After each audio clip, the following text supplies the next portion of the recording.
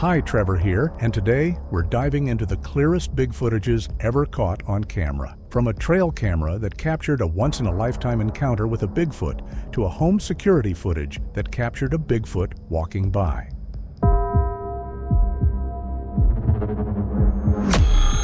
The timestamp on Cam 1 reads 2:44 a.m. when Bigfoot first enters the frame.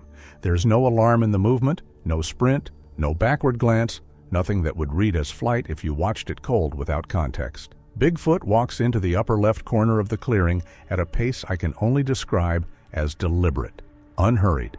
The kind of movement you see in someone who has been in enough bad situations to know that running before you has to cost you when you need it most. The night vision casts everything in that washed-out green-gray I've spent 15 years learning to read. And what I'm reading in this first appearance is a creature that knows something is coming and has already decided how to receive it. Bigfoot moves to the clearing center and stops. No sniffing the air, no scanning the tree line with visible agitation. Just a slow turn on the heel until the shoulders are oriented toward the left ridge, and then stillness. Complete stillness, the kind that has weight to it. The snow compression from those footprints tells me we're talking somewhere north of 800 pounds, and that mass is now absolutely motionless in the center of the frame, waiting. I've watched this section of footage maybe 30 times, trying to find the tell, some audio spike, some motion in the tree line that Bigfoot is tracking, and I can't find it. Whatever Bigfoot heard or sensed, the camera didn't capture it. Bigfoot just knew. Cam 2 picks up the ridge trail at 2:51 a.m. This is where it starts to get difficult to explain. The camera's motion sensor triggered on what the file logs as a large animal, and for 11 frames, about a third of a second, something is visible at the top of the ridge. I've run the image through 3 separate enhancement filters, and the best I can tell you is that it's big, it moves on 4 limbs, and the way it stops at the ridgeline and orients downward suggests it's looking at the clearing, looking at Bigfoot. It stays at the top of the ridge for 4 seconds, and then it's gone, and the Cam 2 sensor doesn't trigger again. Whatever it was, it didn't come down the trail. It went somewhere else. Back on Cam 1, Bigfoot hasn't moved. Still centered, still oriented toward the left ridge, that enormous silhouette of muscle and fur holding the kind of stillness that takes discipline to maintain. What changes at 2:58 a.m. is subtle enough that I missed the first 2 watches. Bigfoot's breathing pattern. In the cold air, the condensation plumes are visible from the camera's distance, and for the first 20 minutes, they've been slow and even. At 2:58, they shift, not faster, but deeper. Longer exhale. It's the breathing pattern of someone who is no longer simply waiting and has begun to prepare. Bigfoot still isn't moving, but something has changed in the math of the situation, and Bigfoot's body has registered it before the cameras have. At 3:04 a.m., Cam 3, positioned at the south edge of the clearing, angled back toward the pine stand, captures something I have watched back more times than I can count, and I still don't have clean language for it. The pine stand is roughly 40 meters from the clearing edge. In the Cam 3 frame at 3:04:22, there is a shape in the trees. It is not moving. It is standing in the dark between 2 large pines at what I'd estimate is 7 feet of height. And the reason it took me so long to see it on first watch is that it is completely still, the kind of stillness that isn't rest, but patience. The shape is there for 6 seconds. Then it isn't. Cam 3's motion sensor doesn't log an exit. Whatever it was, it didn't move away from the camera. It moved somewhere the camera couldn't see. The first sound the audio captures that I can't account for comes at 3:07 a.m. I've sent the file to 2 separate audio engineers and described it to a wildlife biologist I've worked with on 3 separate cases, and the closest any of them could get was a large mammal vocalization with the lower registers compressed below the threshold of the recording equipment. What that means in practical terms, something very large made a sound nearby, and we're only hearing the top of it. The bottom of that sound, the part that would tell you the most about the size of the chest producing it, is below what the microphone can pick up. The call lasts approximately 2 seconds. Bigfoot does not react to it audibly, but at 3:07:14, Bigfoot's posture changes. The shoulders drop a fraction, the weight settles lower, the heels dig in. Whatever that sound meant, Bigfoot understood it. At 3:09 a.m., Cam 1 catches movement in the lower left of the frame, not from the left ridge, from below it, from the shadow line where the ridge trail meets the clearing floor. There are shapes there that weren't there at 3:08. The motion sensor logged them as they arrived. 2 entries, staggered by about 4 seconds, moving fast and then going still in the shadow. They don't advance. They wait at the edge of the light, and Bigfoot is facing them, and for 90 seconds, I've timed it, nothing in the frame moves. The clearing is a held breath. Then the timestamp rolls to 3:12 a.m., and one of the shapes comes screaming out of the shadow at what I'd estimate is 18, maybe 20 miles per hour on terrain that would snap an ankle on any of us. And the footage I came here to show you begins. The fight is already happening. Cam 1 opens mid-collision, and what I'm watching makes my chest lock up the way it did the first time I pulled a man out of a bear trap. That horrible understanding that the body has limits, and something in the dark does not. Bigfoot is already planted in the center of the frame, shoulders squared and low, and the impact from the charging creature barely rocks Bigfoot back an inch before the counter comes. Bigfoot rotates at the shoulder, fluid in a way that mass that size has no business being, and the opposing creature goes airborne. I hear the pine trunk take the impact before I see it. The bark fractures like a rifle crack in the audio. Snow erupts in a 6 to 8 foot radius, and for 1 second, the clearing is still. And the more I look at the footage, the more I become certain that this creature is a chupacabra. Chupacabra does not stay down. Nothing in this video stays down the way it should, and if you're watching with any assumption that size or force will end a threat cleanly, this recording is going to dismantle that assumption, piece by piece. Chupacabra is back on 4 limbs before the snow has settled, and the movement pattern shifts from brute charge to something that sends ice down the back of my neck, a tight lateral circle, deliberate, controlled. Not animal panic, but spatial calculation.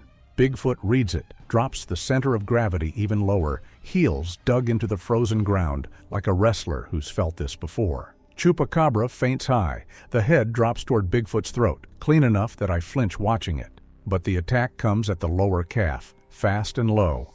Bigfoot pivots with that same wrongly graceful rotation, gets a fistful of coarse dark fur at the scruff, and drives the Chupacabra into the frozen earth. Once, twice. Each impact shudders the camera's vibration sensor enough that the image shakes in the corner of the frame. The Chupacabra's jaws find Bigfoot's forearm on the 3rd engagement, and the audio waveform I analyzed later shows a spike that corresponds to the bite. But what happens next tells me more about the injury than the audio does. Bigfoot shakes, not a flinch, not a pull, a violent full-body oscillation meant to dislodge something anchored to the arm. And the blood pattern that sprays across the snow tells me the wound is a tear rather than a clean puncture. The Chupacabra's teeth raked outward on the shake. That matters later. What also matters is what happens in the next 3 seconds. Chupacabra releases not from pain, but from opportunity. Scales a fallen log to the right of frame in one fluid push that I've watched back 40 times and still can't fully process, and drops onto Bigfoot's back, targeted, calculated, the kind of move that you teach or learn. And somehow, even with blood already in the snow, the footage still finds a way to escalate. Bigfoot drops to one knee. The knee hits the snow and compresses it 8 inches.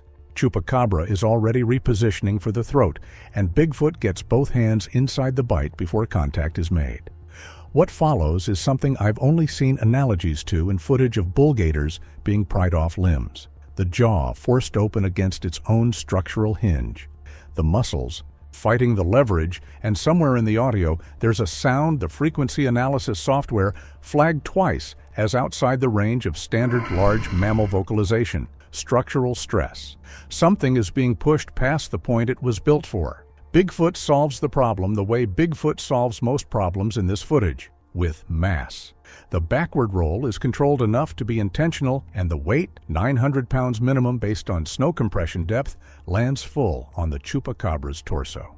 The The frame shakes. Chupacabra scrambles out lateral, and while it escapes, the way it moves for the next several seconds tells me the rib impact registered.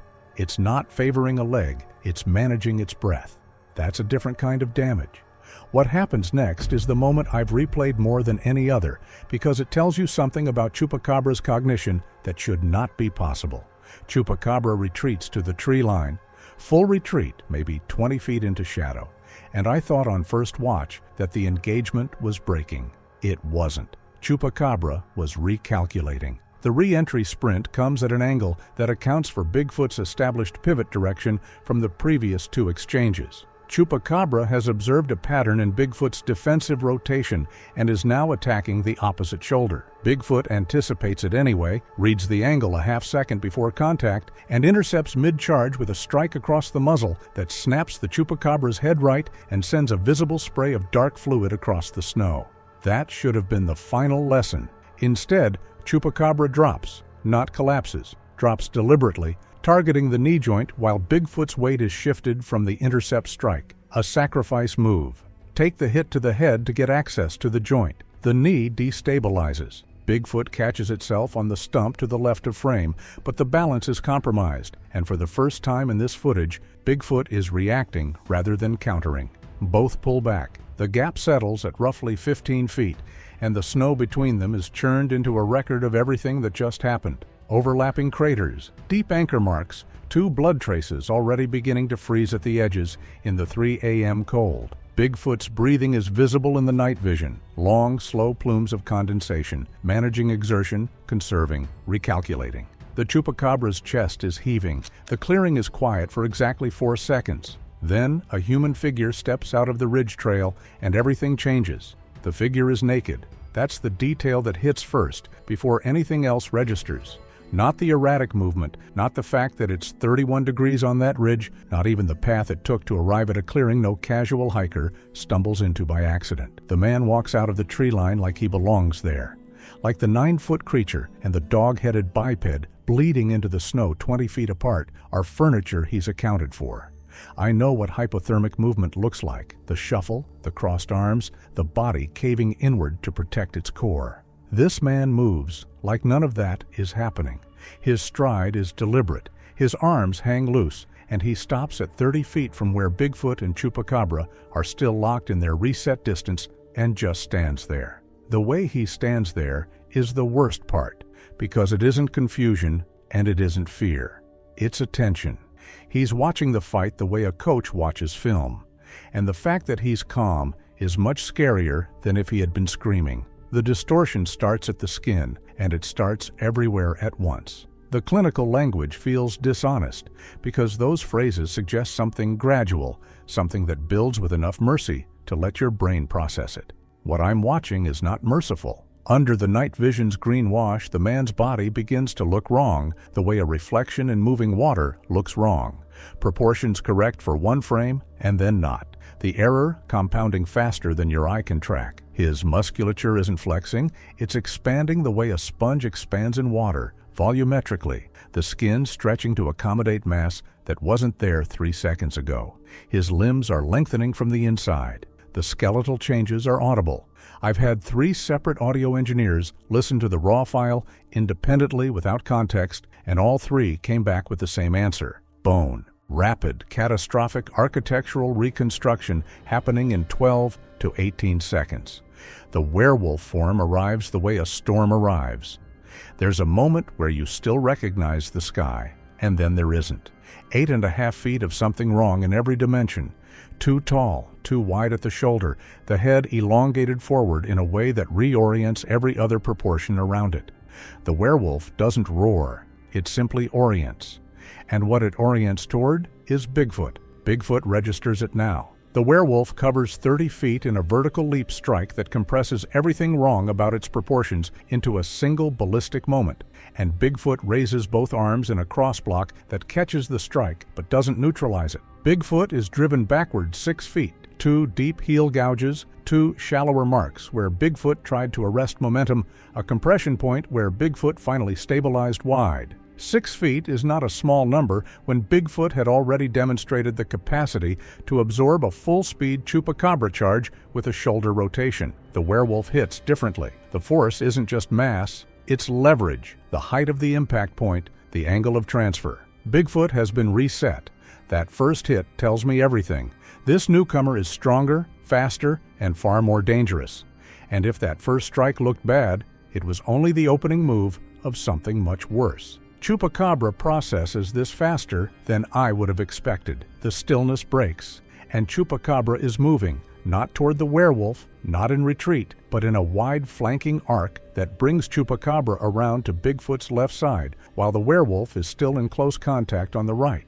I don't believe it's coordinated. I've watched the footage at quarter speed with the frame counter running, and there's no signal between them, no pause suggesting communication. What I think is happening is simpler and somehow more disturbing.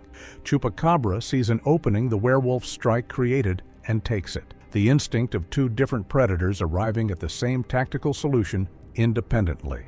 The result is identical to coordination in every way that matters to Bigfoot. Bigfoot is now flanked. The werewolf close on the right, Chupacabra circling into position on the left. The clearing has been made smaller by what happened in it. Bigfoot's head moves right, then left, then right again, reading both threats at once, and in the night vision, those long plumes of condensation are coming faster now. The werewolf moves first. The vertical leap strike it opened with established a range preference. It wants to be at height, wants to use that wrongly elongated body as a lever dropping onto something below it, and it goes back to that well immediately, launching off its rear legs with a force that leaves 2 crater impressions in the snow visible from the camera's angle. Bigfoot doesn't have the reset time that the first strike afforded. The block comes up again, both forearms crossed, but the positioning is half a beat late, and the impact transfers higher than Bigfoot intended, catching the upper chest instead of the forearm crosspoint. Bigfoot takes it. The block holds. But Bigfoot is driven backward again, 6 feet the first time, and this time the slide is longer. The heel gouges deeper, the body working harder to bleed off momentum that the first engagement already spent energy absorbing. 6 feet becomes 8. The tree line at the back of the clearing is not far behind Bigfoot now, and the geometry of the space is beginning to matter in ways it didn't 60 seconds ago. Chupacabra reads the move before Bigfoot stops moving. Its flanking circle tightens into a straight line charge at Bigfoot's left side, timed so closely with the werewolf's strike, it feels coordinated. While Bigfoot absorbs the werewolf's force, Chupacabra slams the opposite flank, creating a cross pressure that nearly drops it. Bigfoot's left foot drags hard through the snow, leaving an 8-inch deep, 14-inch long scrape that shows exactly how close it came. But Bigfoot doesn't fall, it thinks.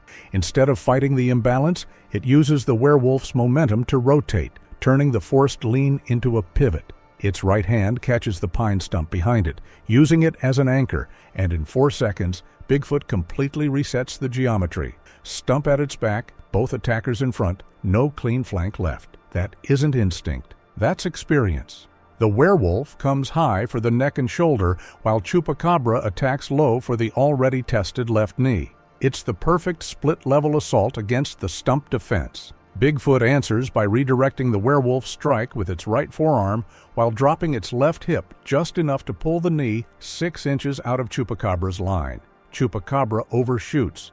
Bigfoot grabs the back of Chupacabra's neck mid-past, the same scruff grip from before, and this time throws it not into the ground, but into the werewolf. The collision sends both creatures crashing together in a tangled heap. They spend 3 full seconds sorting it out. In a fight like this, 3 seconds is forever, and Bigfoot uses every one. The stump becomes a launching point. Bigfoot drives off it, closing the distance to both downed combatants before either has fully separated from the tangle. And the strike that lands on the uppermost body, the werewolf's torso, as it turns out, since the werewolf's size put it on top of the pile, is a two-handed downward blow that compresses the werewolf into the snow hard enough that the camera's vibration sensor flags it. The werewolf's recovery time from this impact is the longest single pause in its behavior pattern so far. 4 seconds of stillness before the limbs begin moving again. 4 seconds is not long. 4 seconds tells me something about what that blow transferred. Chupacabra is already moving. Chupacabra was on the bottom of the collision pile, which should have been worse, but Chupacabra's smaller mass meant less of the impact to absorb. And Chupacabra's lateral scramble out of the tangle is faster than the werewolf's vertical recovery. The bite comes before I anticipate it. Chupacabra targeting Bigfoot's shoulder from below, while Bigfoot's weight is still committed forward over the werewolf. The teeth find the shoulder region and the grip is deep, and the blood that hits the snow isn't the thin spray from the forearm tear previously. This is volume. This is a wound that has broken something structural in the tissue, and Bigfoot's response, a full-body shudder that tries to break the bite through sheer oscillation, doesn't fully dislodge it this time. The werewolf is back on its feet. The 4-second recovery window is closed. Bigfoot is now bearing a live bite on the shoulder while the werewolf resets its approach angle, and the stump anchor is behind Bigfoot again because the forward commit took Bigfoot off it. The geometry that Bigfoot solved 30 seconds ago has been unsolved. The clearing reads differently now in the snow compression record. The pivot marks, the drag lines, the collision crater from the Chupacabra werewolf impact, the new blood dispersal from the shoulder wound spreading dark across the green-gray night vision in a pattern that tells me Bigfoot is shaking the shoulder, trying to break the grip, and the grip is not breaking. The tree line behind Bigfoot is close. The ridge is behind the tree line.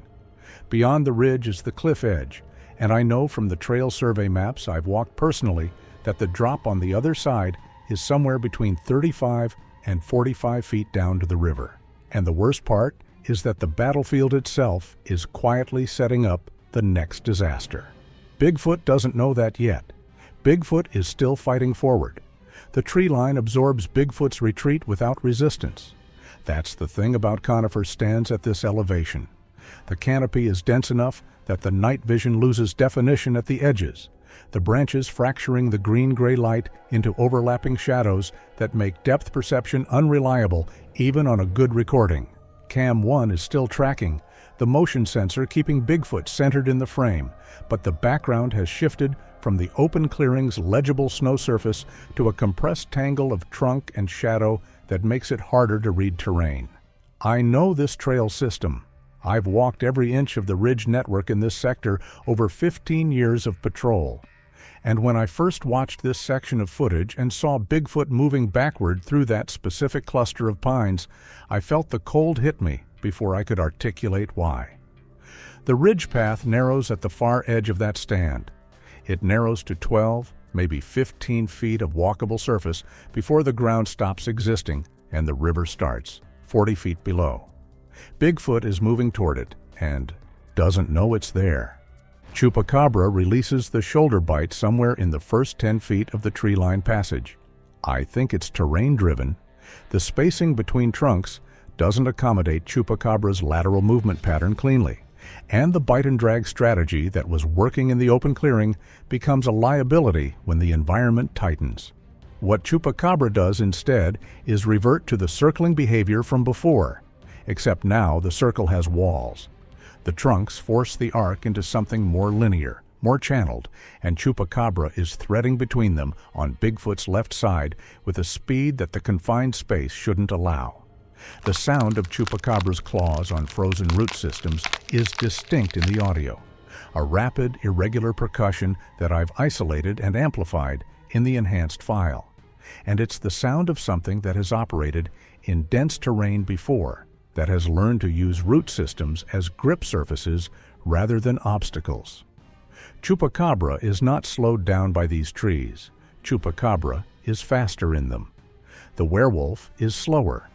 The werewolf's size, the wrongly wide shoulder span, the height that puts the head into lower branch territory, means the tree line is genuinely resistant to its movement. I can see branches deflecting in the footage, small ones snapping, the werewolf's passage leaving a wider disturbance signature in the canopy than Bigfoot's or Chupacabra's. This should be an advantage for Bigfoot. The werewolf is the greater force multiplier of the two, and if Bigfoot can use the terrain to blunt the werewolf's engagement while managing Chupacabra in the confined space, the dynamic shifts. Bigfoot seems to understand this because the retreat slows.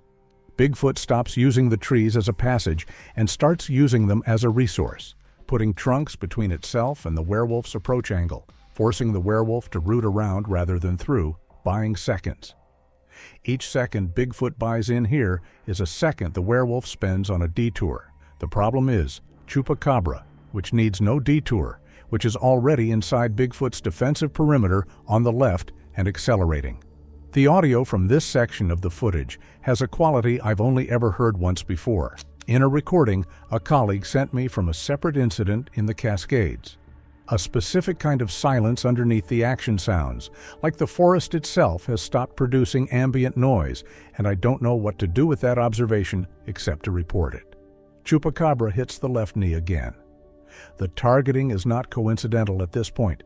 Chupacabra has now attacked the same joint 3 times across the full engagement sequence, and the consistency tells me Chupacabra has identified it as the primary structural vulnerability and is committed to a campaign against it rather than opportunistic targeting.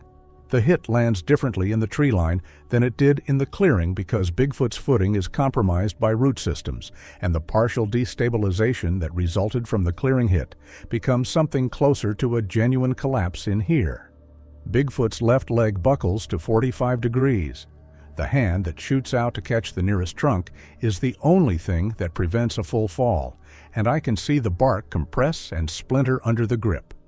Bigfoot is putting enough force through that handhold to leave visible damage on a pine trunk that I would estimate at 14 inches in diameter. The werewolf finds a routing gap. The detour around the trunk cluster Bigfoot used as a barrier brings the werewolf in from a higher angle than before. It's on a slight upslope relative to Bigfoot's current position, which is already compromised by the left leg buckle, and the shoulder impact that the werewolf delivers from that elevated angle is the most forceful single strike in the footage so far. The force transfer analysis I did on the snow disturbance later put the impact equivalent somewhere above anything I have a clean reference point for. Bigfoot takes it on the right shoulder, the same shoulder that took the deep bite 20 seconds ago, and the combination of existing tissue damage and the fresh impact force produces a sound in the audio that the waveform displays as a double spike. 2 events in the same moment, the wound and the blow, both registering simultaneously. Bigfoot's grip on the pine trunk is the only anchor, and the anchor holds, but the direction of force is wrong. The werewolf's elevated angle is pushing Bigfoot backward and to the right. And to the right is where the ridge path opens up, where the trees thin, where the ground narrows toward the edge. Bigfoot tries for a lateral exit. The move is to the left, away from the cliff, back toward the open clearing, back to terrain where the stump anchor and the open snow give Bigfoot options. I watch Bigfoot's weight shift left in the footage, and I want the shift to complete. It doesn't complete. Chupacabra is already there. Chupacabra has been running the left channel through the trees for the last 15 seconds and is now positioned exactly where Bigfoot's lateral exit would land, and Chupacabra's body is low and braced, a living wall across the only viable escape route. The exit closes. Bigfoot's weight shift aborts midway, which means Bigfoot is now neither committed left nor anchored right, and the werewolf's next strike finds Bigfoot in that moment of indecision. The ridge path opens behind Bigfoot's next backward step. I can see the tree density change in the footage. The shadows thin, the background lightens slightly as the canopy breaks, and the snow surface behind Bigfoot's heels becomes the flat, reflective white of exposed ridge rock dusted with ice. Bigfoot doesn't see it. Bigfoot is reading the werewolf in front and Chupacabra to the left, processing 2 threat vectors simultaneously while managing a compromised left leg and a bleeding right shoulder. And the ground situation behind is not something Bigfoot has processing bandwidth for right now. The werewolf executes a high-force shoulder impact that is not a strike so much as a push, both hands driving forward into Bigfoot's chest, the full mass of the werewolf's frame committed to linear force rather than angular leverage. It is the simplest move the werewolf has made in this entire engagement. It is the most effective. Bigfoot's right heel finds nothing. The edge is there, and then Bigfoot is not, and the footage catches the fall in the half-second before Bigfoot drops below the camera's downward angle limit. Arms out, the massive body rotating slightly as gravity claims it, the blood from the shoulder wound tracing a brief dark arc in the night vision against the white of the open air below the ridge. The thud that registers in the audio 2.3 seconds later is the river finding Bigfoot first. And if you think the fall is the end of this fight, the river is about to prove otherwise. Because somehow, the cliff isn't the kill shot. It's just the handoff to the next nightmare. The werewolf and chupacabra stand at the edge. Neither of them looks down for long. The river cam is Cam 3, and I almost didn't install it. That's the thing I keep coming back to when I try to make sense of how this footage exists at all. The river placement was a last-minute decision, a gut call I made on a Tuesday afternoon 3 weeks before this recording, because the sandbar at the base of the North Ridge showed compression patterns I couldn't explain, and I wanted eyes on the water at night. Cam 3 is bolted to a birch trunk at water level, angled slightly upstream, and the night vision on this unit is the newer generation. Higher contrast, better depth resolution in moving water, the kind of clarity that makes the difference between footage you can analyze and footage you can only react to. When Bigfoot impacts the riverbed at 3:14 a.m., Cam 3 catches all of it, and the clarity is the worst part because there is nothing merciful about watching something that size hit water from 40 feet up and understanding in real time that the water is the least dangerous thing in that river right now.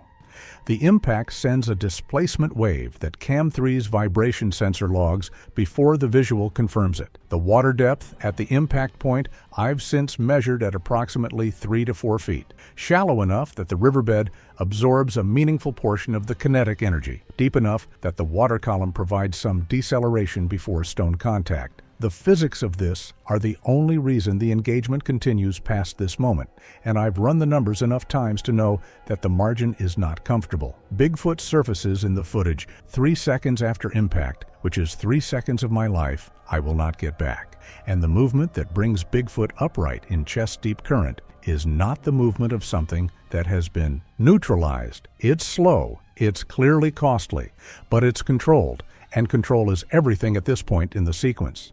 Bigfoot gets a foot under the current, then both feet, and the push toward the near shoreline is deliberate, even if it isn't fast. The river does not let Bigfoot cross it uncontested.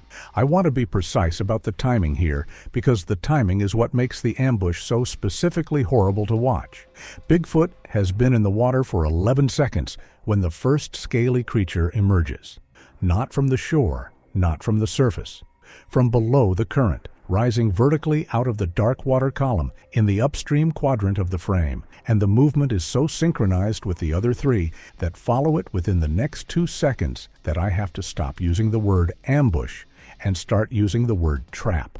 Then what seems like 4 reptilian entities emerging in a vertical pattern from beneath the river's surface, positioned at compass points around Bigfoot's current location in the water. North, south, east, the 4th slightly west of center, hanging back. They were already there.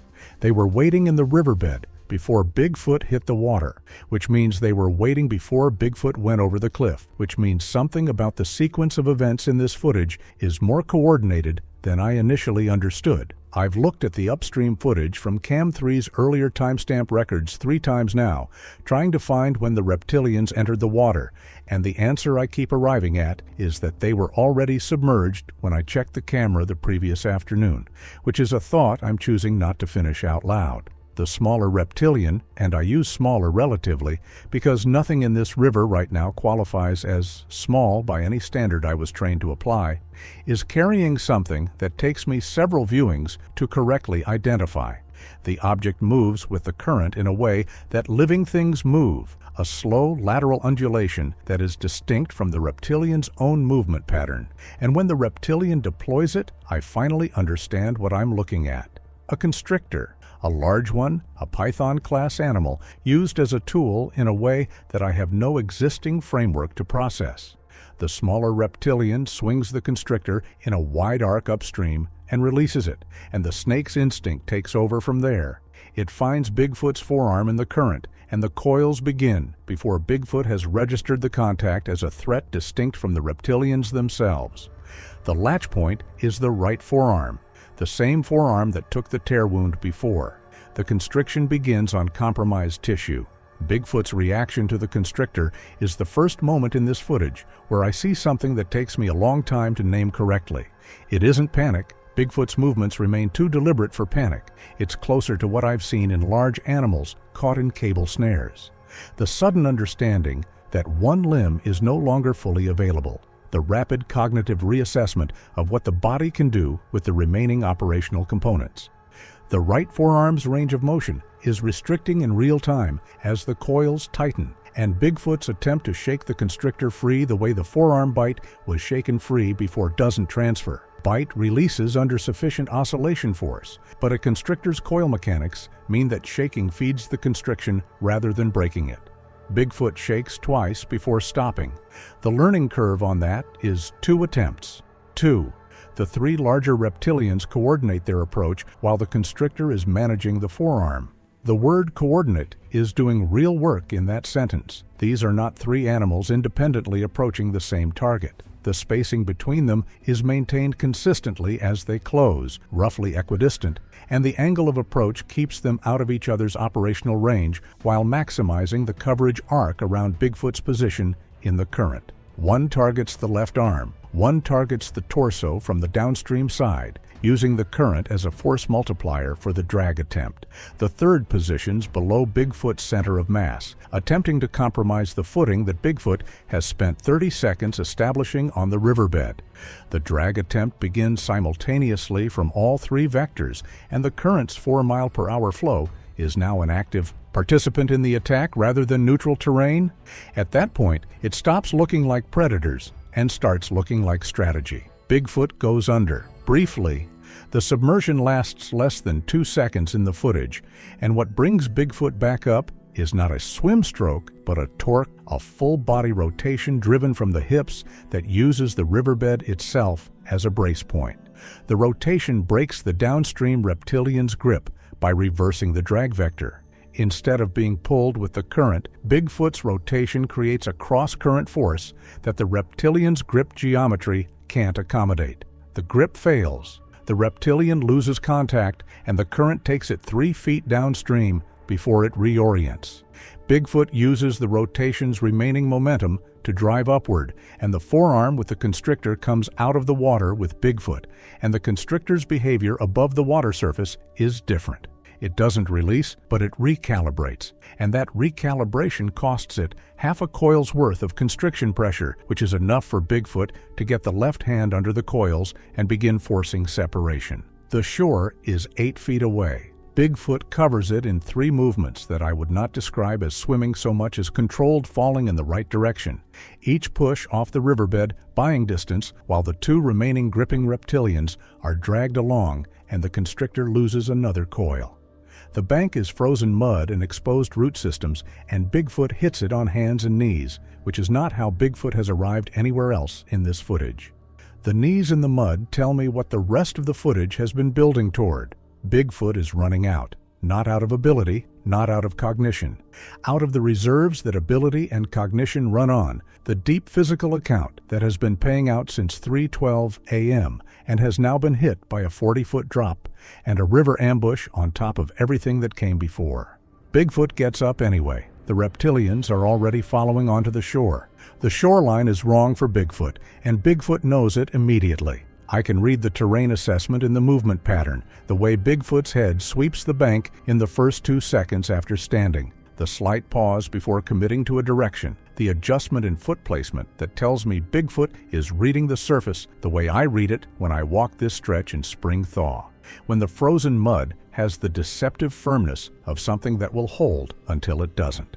The root systems are exposed and glazed with ice. The bank slopes unevenly, dropping toward the water on the left and rising into a boulder field on the right, and neither option gives Bigfoot the flat anchored surface that made the clearing's pine stump a viable pivot point. The terrain that helped Bigfoot think in the forest is gone. What's here instead is a 15-foot strip of compromised footing between a river full of reptilians and a boulder field that limits movement to single-file passage. Bigfoot is exhausted, bleeding from 2 significant wounds, and standing on ice-glazed mud with 4 reptilian entities closing from the waterline. The math of this moment is not good. The constrictor releases on the bank. I think it's temperature-driven. The air at the shoreline is several degrees colder than the river water, and the python-class animal's thermoregulation drops fast enough in that ambient temperature that the coil tension reduces before Bigfoot has to force the remaining separation. The right forearm comes free, and Bigfoot shakes the constrictor loose with one hard downward snap of the arm that sends the animal back toward the water's edge, where it disappears into the current without the smaller reptilian making any visible attempt to recover it. The constrictor was a tool. It served its function, and now it's gone, and the smaller reptilian that deployed it is already on the bank, moving with the low, flat-bodied speed that reptilian locomotion produces on solid ground, faster than you expect, smoother than you can prepare for, the center of mass so close to the surface that there's almost no silhouette to track in the night vision. Bigfoot targets the smaller reptilian first, and I think I understand why. The constrictor deployment identified the smaller reptilian as the unit with the most sophisticated tactical function in the group, and eliminating the tactician before re-engaging the eye. Larger physical threats is the kind of prioritization that you don't arrive at through instinct. You arrive at it through experience. Bigfoot closes the distance to the smaller reptilian in 2 strides that chew up the frozen mud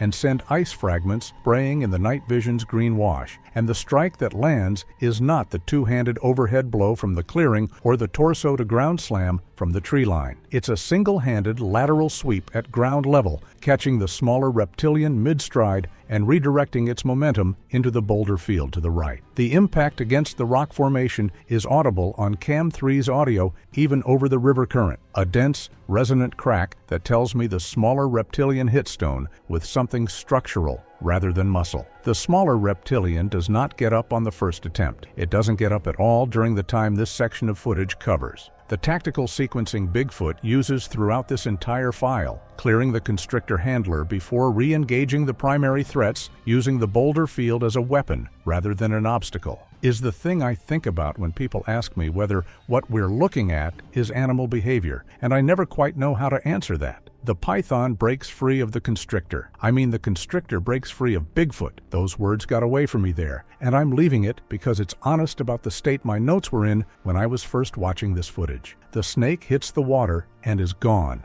and now the engagement on the shore is Bigfoot versus 3, with the smallest threat neutralized against the boulder field, and 2 of the larger reptilians closing from the left, while the third attempts a flanking route along the base of the boulders on the right. The flanking route is the more dangerous approach because it puts a reptilian behind Bigfoot's current facing direction, and Bigfoot addresses it the way Bigfoot has addressed every positioning threat in this footage. Preemptively, the pivot toward the flanking reptilian happens before the flanking reptilian has completed its route, and the timing tells me Bigfoot tracked the movement in peripheral vision while managing the 2 frontal contacts, which is a level of simultaneous spatial processing that I find difficult to describe without using words that will make half my audience uncomfortable. The 2 frontal reptilians reach Bigfoot first, and the engagement that follows is different in character from anything in the previous sections of the footage. Bigfoot is not using the controlled, leverage-based throws from the clearing, not using the terrain anchor pivots from the tree line. What Bigfoot is doing on the shoreline is shorter, harder, more direct, strikes that are about force transfer rather than redirection, about ending contact quickly rather than exploiting it. The exhaustion is changing the fighting style in real time. Bigfoot hits the first frontal reptilian with a downward 2-handed blow to the dorsal surface that drives the reptilian's belly into the frozen mud and pins it for the 2 seconds Bigfoot needs to address the second. The second takes an elbow strike to the lateral skull region that produces a sound in the audio I've only heard otherwise in heavy equipment collision footage, and the second reptilian's movement pattern after that hit is degraded. Still mobile, still oriented toward Bigfoot, but the coordination between its limbs has lost the smoothness that characterized the river ambush. Something in the strike affected the vestibular system. The reptilian is fighting dizzy. Bigfoot turns back to the flanking reptilian and finds it stopped. Not injured, stopped, oriented, not toward Bigfoot, but toward the tree line above the boulder field. And the quality of stillness in the reptilian's posture is the specific stillness of an animal that has detected something it classifies above Bigfoot in its threat hierarchy. I watch the reptilian's head track something moving through the upper boulder field, and I know what's coming before the footage confirms it, because there is only one thing in this recording sequence that produces that specific response in another predator. The werewolf clears the boulder field's upper edge in a single drop that covers 12 feet of vertical distance and lands on the frozen mud of the shoreline with an impact that shakes Cam 3's mount enough to blur the frame for half a second. Chupacabra emerges from the tree line above the bank simultaneously, moving down the slope in the three-limbed scramble that the hind leg injury from the cliff sequence has forced it into. And the remaining operational speed in that compromised body is still enough to cover the distance to the shoreline in under 4 seconds. And somehow, just when the shoreline fight should be ending, the original nightmare comes back for round 2. What happens in the next 8 seconds is the fastest resolution of any sub-engagement in this entire footage file. The werewolf takes the flanking reptilian, Chupacabra takes the dizzy one. The methods are not surgical. The werewolf's jaw dislocation from before means the bite mechanics are compromised, and Chupacabra's hind leg means the leverage is wrong. But neither of them needs precision here, because neither of the remaining reptilians is operating at full capacity. The flanking reptilian goes down under the werewolf's body weight and does not resurface. The dizzy reptilian takes 3 seconds longer, and Chupacabra's forelimb propulsion is relentless in those 3 seconds in a way that tells me Chupacabra's pain threshold is not a factor in its decision-making. The smaller reptilian that Bigfoot drove into the boulders has regained enough function to move, and it makes the only choice available to it. It goes back into the river, disappearing under the current in the upstream direction, and Cam 3 loses it within 2 seconds.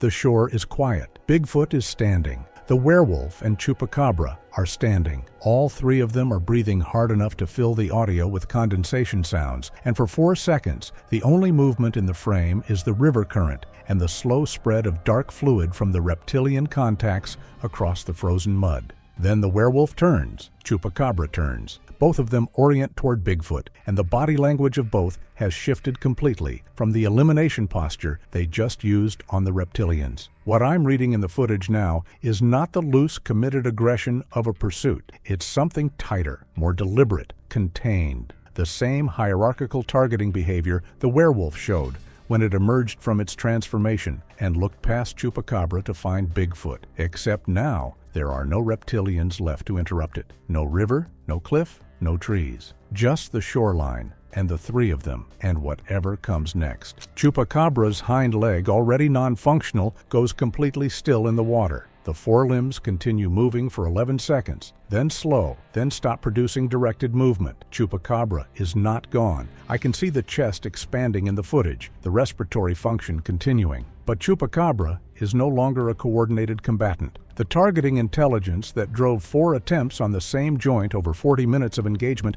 has finally run out of body to work with. The werewolf doesn't register Chupacabra's incapacitation the way I expect it to. There's no behavioral shift, no pause, no reorientation. The werewolf is already mid-approach when Chupacabra hits the water, and the approach continues without modification, which tells me the werewolf was never coordinating with Chupacabra in any conscious sense. The werewolf was running its own campaign in parallel, and Chupacabra's campaign ending doesn't change the werewolf's calculus. What changes the werewolf's calculus is the counter-grapple that Bigfoot initiates when the werewolf closes to contact range, because the counter-grapple targets the jaw. The same jaw that Bigfoot forced open against its structural hinge, the same jaw that sustained the dislocation that the werewolf has been fighting through for the last 20 minutes of footage. Bigfoot's left hand finds the lower jaw in the grapple, and the leverage applied is not the forced open defensive move. It's a lateral torque applied to a joint that is already operating outside its structural parameters, and the sound that produces in the audio is the worst single sound in this entire file. The lower jaw displaces further. The werewolf's bite mechanics, already compromised,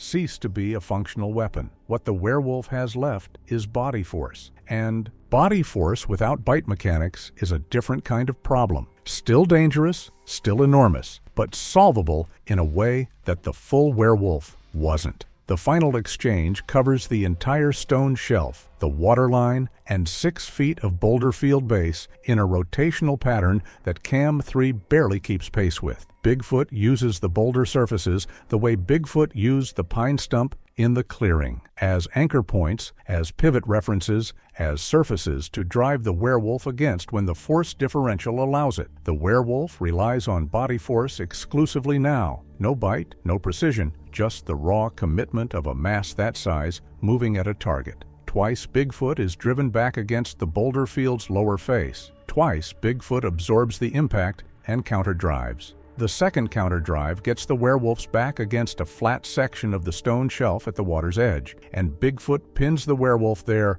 with a full-body commitment that puts every remaining operational pound of Bigfoot's mass into holding that position. The werewolf's legs are in the shallow water. The movement slows. The water is 31 degrees, and the werewolf's structural reserves are at the same place Bigfoot's were before. Not gone, but at the margin where gone becomes a question of seconds rather than effort. Bigfoot steps back. That's what ends it. Not a final blow. Not an elimination. Bigfoot steps back from the pinned werewolf, moves to the center of the stone shelf, and stands. The posture is not the defensive low-center stance from the clearing, not the pivot-ready position from the tree line. It's upright, shoulders wide, facing both the water where the chupacabra has gone still and the boulder base where the werewolf is no longer generating directed movement. The territory between them belongs to Bigfoot, and the way Bigfoot occupies it is the answer to every question this footage has been building toward. The cliff push, the river ambush,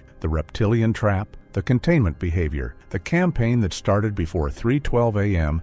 and ends here on a frozen shoreline at an elevation no one authorized me to visit alone. They were never trying to kill Bigfoot. They were trying to take the ground Bigfoot stood on. And Bigfoot just told them, in the only language this recording contains, that the ground is not available.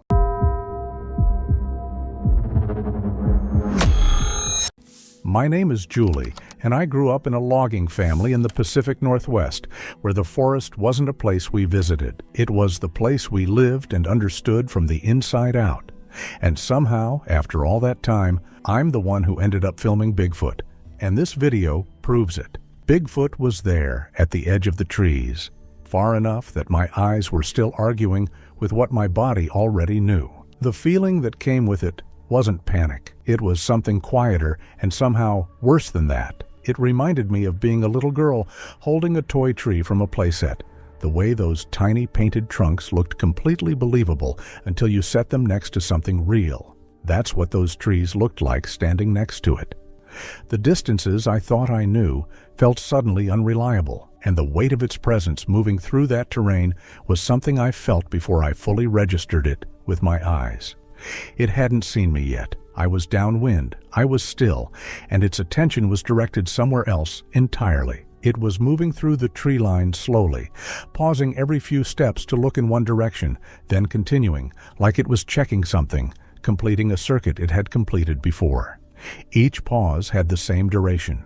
Each check covered the same arc. This wasn't wandering. This was a pattern, something repeated enough times that the repetition had worn itself into the behavior. And watching it, I understood that whatever I had walked into had been happening long before I arrived and had absolutely nothing to do with me. The pauses were the part that stayed with me, not the movement, but the stillness between movements. The way it would stop and hold completely for 3 or 4 seconds before continuing, like it was receiving information and processing it before deciding to take the next step. That kind of patience doesn't come from instinct, it comes from somewhere else. And standing there watching it, I had this deeply uncomfortable feeling that I was a newcomer, that whatever routine this thing had in these woods, I had been walking through the middle of it my entire life without ever knowing. That's when it all started connecting. The smell that had hit me earlier, that dense, heavy, biological thing I had never encountered in all my years out there, that was it.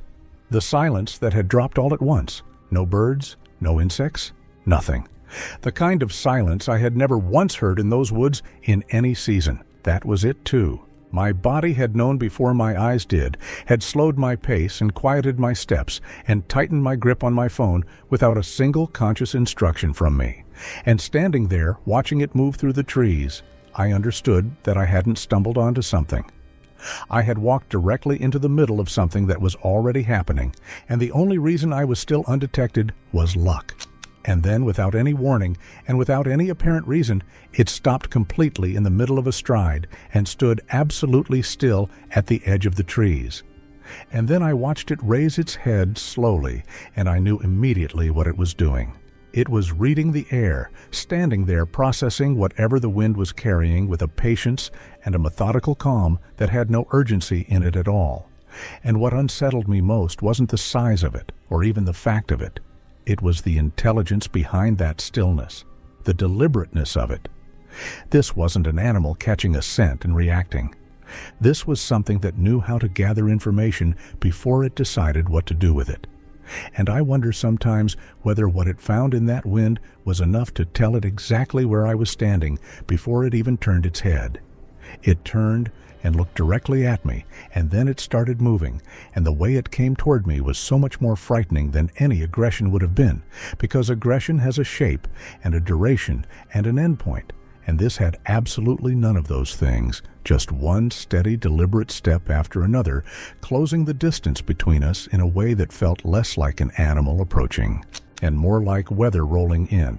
Inevitable? Indifferent, already in motion long before I became aware of it.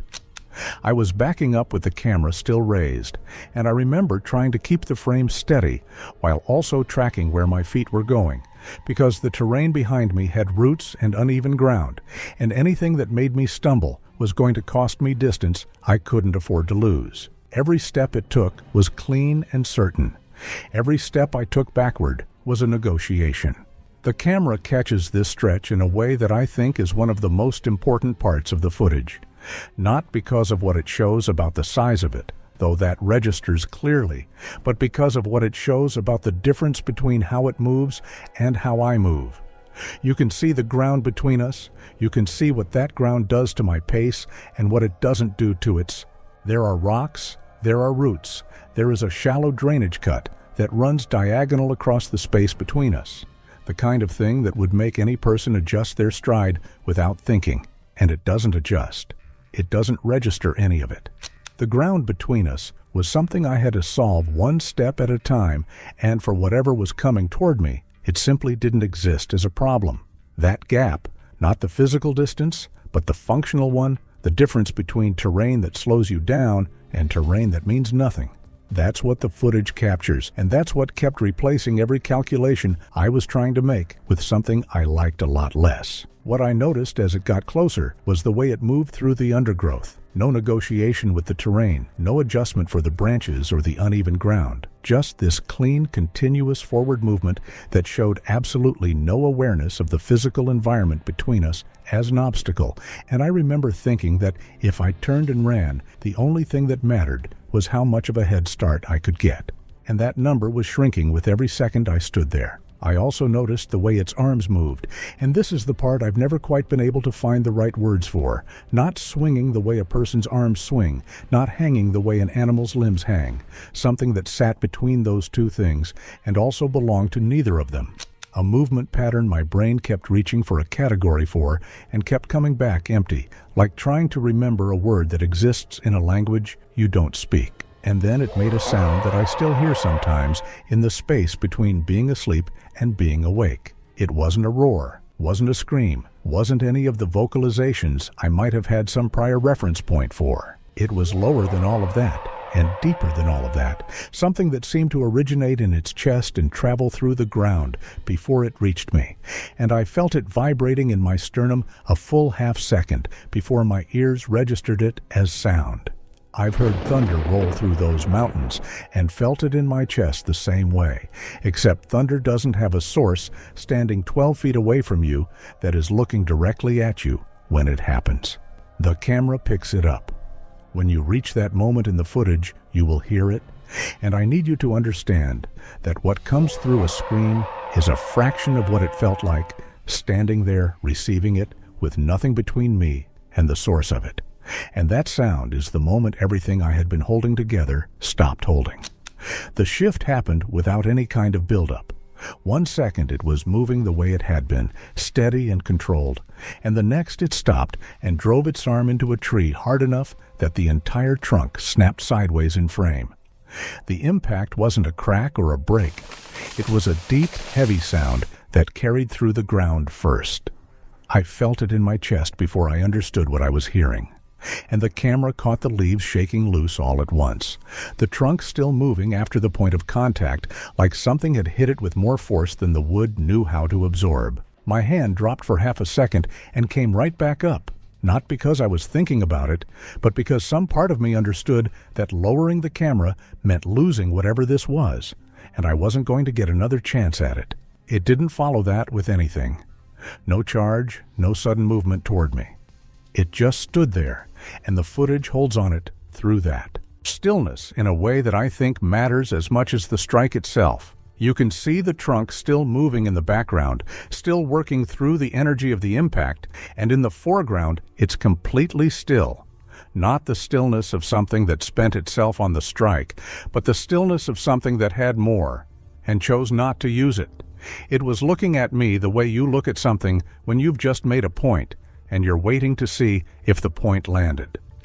And the distance between us in that frame, close enough that the camera catches detail it hadn't been catching before, close enough that there's no question about what you're looking at, was exactly the distance it had chosen, not the distance I had managed to create. That distinction mattered. That was the moment the distance between us stopped feeling like protection, because whatever it had just done, it hadn't been about the tree. It had been about showing me exactly how much space it didn't need. There were moments where it looked clear enough, where the frame held and the distance felt close, but every time it got to that point, something broke it. It would step just enough to distort the outline or pass through a shadow that flattened the shape, or I'd lose it for half a second trying to keep up. The footage shows it, the moments where it almost locks in and then slips just out of it. You can see size, movement, detail, but not enough to remove every other explanation. Standing there, I understood something that didn't help me at all. Being close wasn't the same as having it clearly. It moved before I understood that it had decided to. There was no build-up this time, just one step that turned into several all at once, fast enough that the frame couldn't hold it cleanly. I tried to follow it with the camera and realized almost immediately that I was already behind it, that whatever sense I had of how quickly it could cross that ground had been wrong in a way that mattered. The footage still catches enough of it. You can see how much distance disappears in the space it takes me to react, how easily it moves through ground that should have slowed it down. I felt my footing shift as I stepped back, not even a full step, just enough to keep that space from collapsing completely. And even that felt late. If it decided to close that distance, what would I even do? And then it stopped again, not where it had been, and not where I expected it to be, but closer. Like it had chosen that position instead of arriving at it, standing there with the camera still up, trying to steady it without losing sight of it. I understood that whatever distance existed between us wasn't something I could manage anymore. It was something it was controlling. It didn't come straight at me again. It angled off just enough to put a stretch of thicker growth between us. Tight brush, young trees close together, the kind of ground that forces you to slow down. It didn't slow down at all. The camera holds on it as it moves straight into that stretch, and the difference is immediate. Branches snap instead of bending. Thin trunks jerk sideways as it passes, some of them not springing back right away. There's no hesitation in its movement, no change in pace, just a clean, continuous push forward like nothing in front of it is meant to stop it. You can actually see the path it's making as it goes, not around anything, but through it. I remember watching that and running the same calculation I had been running since this started. What would it look like if I went through that same stretch at a full run? How much distance would I lose just fighting through what it was walking through without breaking stride? And the answer was enough that I stopped finishing the calculation because finishing it wasn't useful.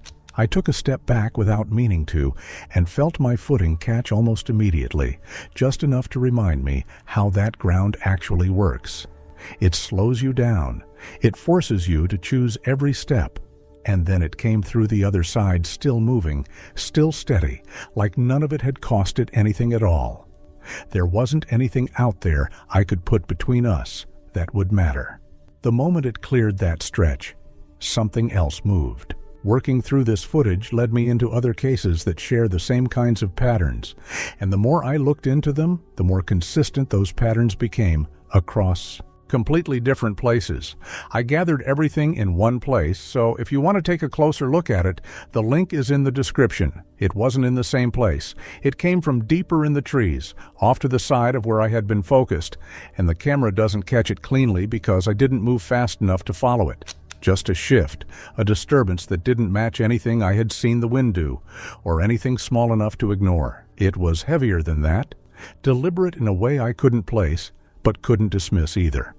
How long it had been there before it moved, I had no way of knowing, and that question arrived with a weight that the presence itself hadn't fully produced yet.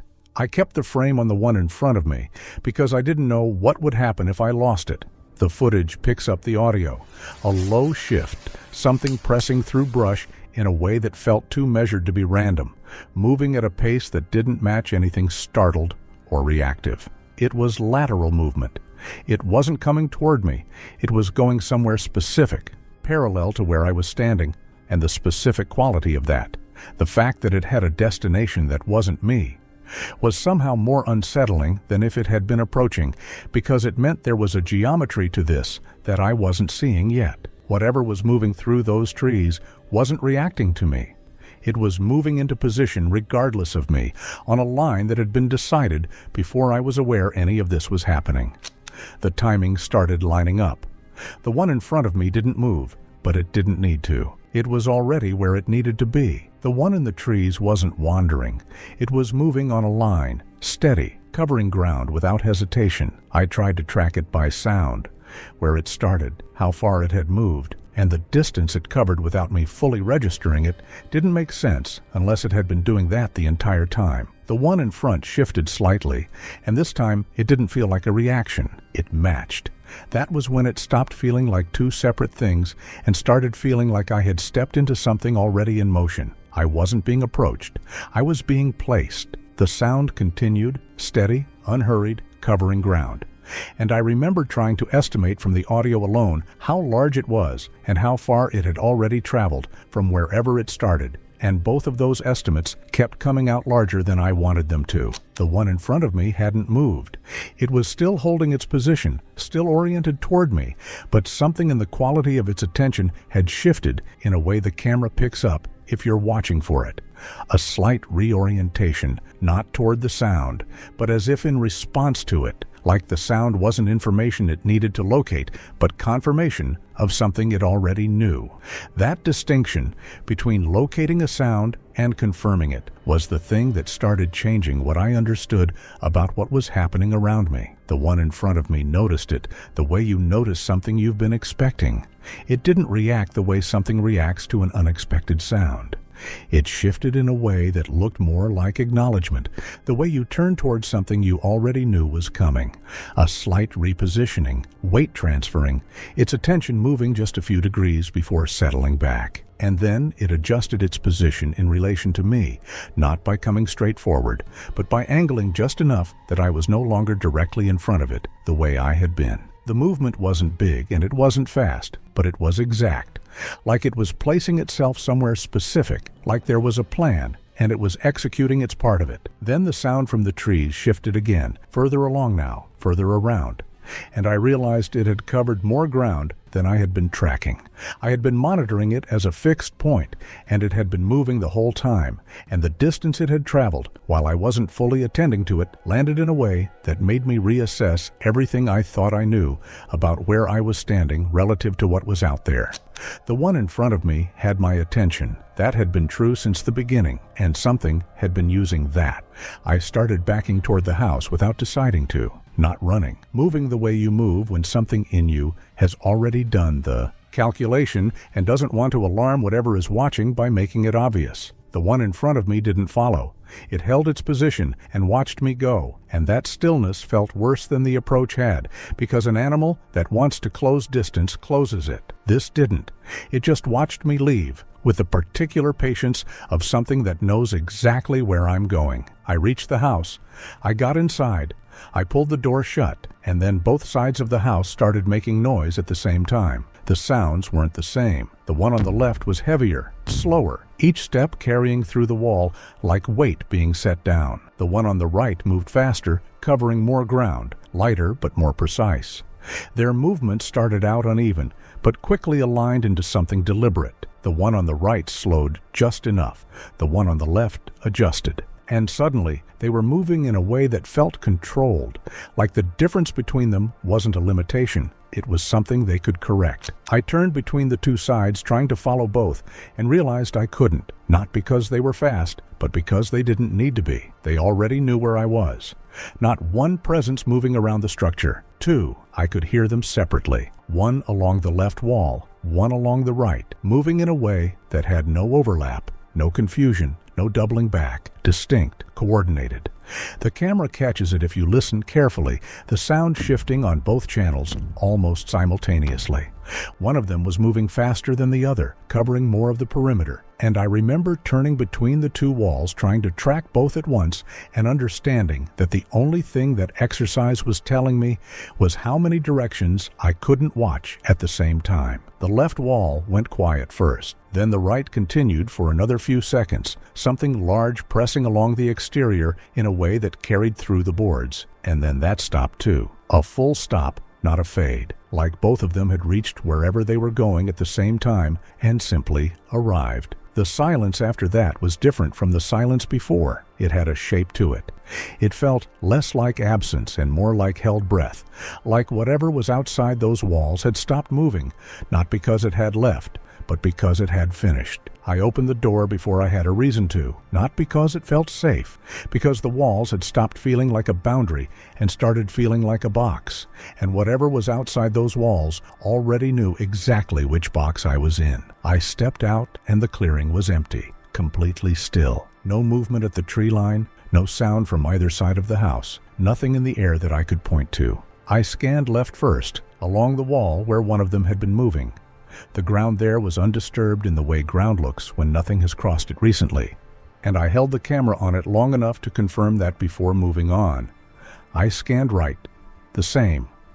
Whatever had been pressing along those walls had not left tracks I could see from where I was standing, had not broken anything, had not left any physical evidence of the path it took, and the absence of that evidence was its own kind of information.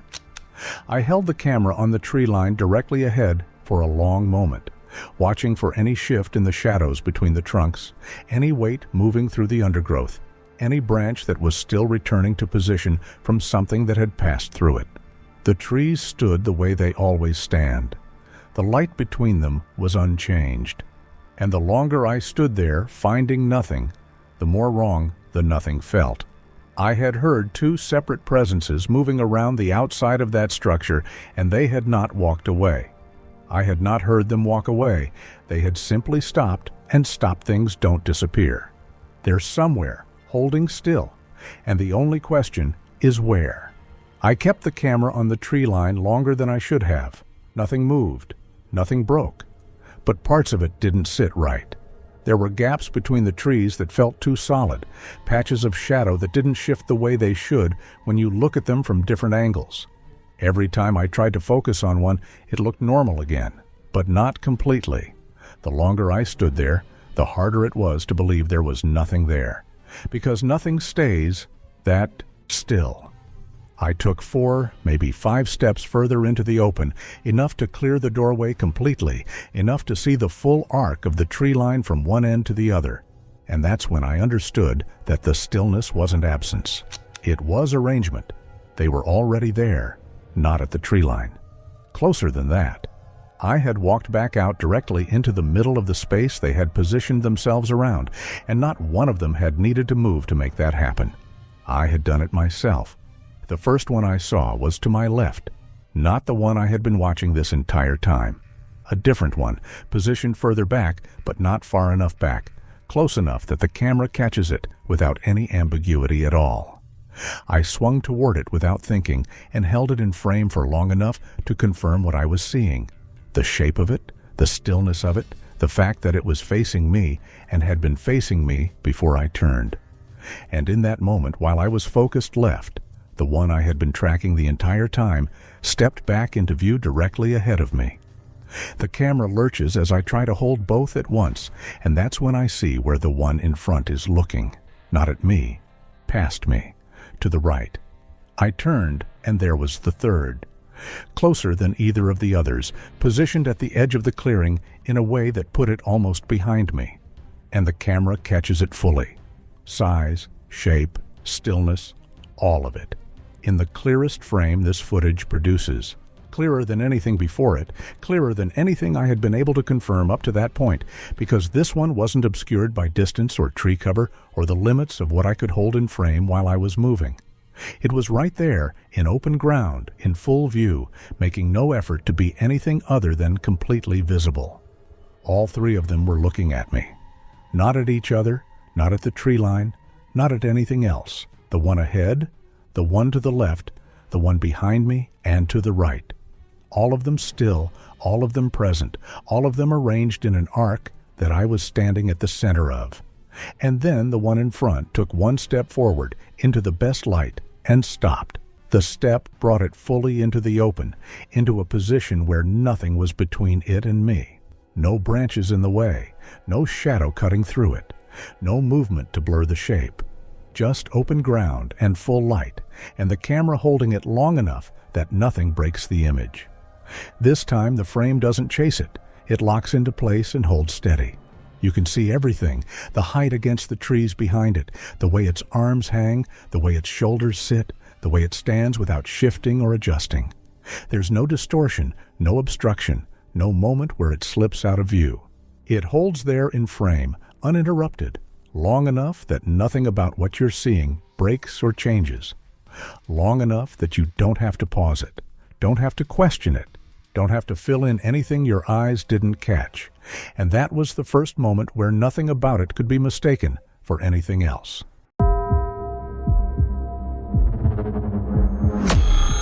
The trail camera activates at 6:31 p.m. on April 12, 2026. The sensor does not trip because of wind, or a deer, or shifting light. It trips because something heavy strikes the ground nearby. The impact transmitted through the root system of the tree the mount is bolted to, traveling up through wood and steel and plastic, vibrating the lens before a single frame has been recorded. The camera is already shaking when it powers on. That is where this story begins. Not with Bigfoot in frame, not yet, but with the Earth announcing that Bigfoot is close. I have looked at hundreds of trail camera deployments. I know what shakes one and what does not. Trail cameras are engineered to sit motionless through rain and the ordinary vibrations of forest life. What shakes one is a force large enough to travel through the root network itself, up through the trunk, through the steel of the mount, and arrive at the lens before anything is in frame. The seismological team I brought in estimates the ground strike occurred within 40 feet of the tree, produced by something moving above 800 pounds. When I saw that number, I sat with it for a long time. Bigfoot was at full stride when the Earth started talking. The first three frames are motion blur, consistent with a large ground strike event nearby, which I confirmed with the investigators. The blur resolves in frame 4. Darren Vasquez enters the frame at a full sprint. He does not jog into the shot. He does not appear around a corner at a moderate pace. He erupts into the left edge of the frame, already at maximum velocity, already leaning hard into his stride, already past the point where controlled retreat is distinguishable from panicked flight. His rifle is in both hands, but carrying wrong, not shouldered, not ready, swinging with each stride like ballast rather than a weapon. I have reviewed footage of hunters, of people in distress, of people running from things they have encountered in the field. A man who raised that rifle with intent does not run the way Darren is running. A man raises a rifle when he believes it will help. Darren's rifle is in his hands because he has not had a spare second to put it down. His mouth is moving. The audio resolves it 4 seconds into the footage. He is saying, "Bigfoot," not asking, not exclaiming, saying it the way you say the name of something you have just confirmed. Identified past doubt, identified in the worst possible way. And the confirmation has made everything worse rather than better. I have heard people say a lot of things on footage I have reviewed. I have never heard someone say a word the way Darren says that one. He says Bigfoot, and then he runs faster. 3 seconds after Darren clears the frame, a rock the size of a human head strikes the cedar tree directly beside where he was standing. That rock was thrown, not rolled, not dislodged by something moving past. The entry angle documents a horizontal trajectory fast enough to penetrate 4.5 inches of live cedar from a direction that places the origin point behind and to the left of where Darren was running. I brought in a structural materials consultant to look at the impact photographs. Something picked up a rock the size of a human head and threw it with enough force to embed it in a tree while running. I want you to sit with that the same way I had to sit with it. The investigators spend 4 days cataloging what follows along this trail. The rocks are embedded in the trees, not resting against them, not lodged in bark. Embedded, driven into the wood with a force that requires tools not to pry them loose, but to cut into the surrounding tissue and physically remove them. One rock penetrates a cedar trunk 4.5 inches deep. The compression point is circular and clean, surrounded by a blast pattern of radiating fractures moving outward through the grain of the wood like a shockwave frozen in time. The structural materials consultant who examined photographs of this impact gives a force estimate that is not achievable by a human being. Not a strong one. Not. With a running start. Not under any condition. That is not my conclusion. That is his, in writing, attached to the formal report. But here is what the physical record tells us beyond raw force. These rocks were thrown while something was running, while closing distance on a sprinting adult male, while tracking through dense old-growth terrain that requires active navigation. And the impacts are not random. The investigators map 7 strike sites in the first 200 meters. The first 2 land at ground level, root systems, displaced soil. The 3rd and 4th climb to waist height on the flagged trees. The 5th and 6th hit chest height. The 7th, the cedar with the embedded rock, lands at shoulder height on a 6-foot adult male. The throws are climbing, adjusting between each one, calibrating with patience towards something moving at speed ahead of it, walking the point of impact upward toward a running man's center of mass as the distance closes with every stride. I want to be precise about what I mean when I say that is not reactive behavior. I have spent a long time studying what reactive behavior looks like.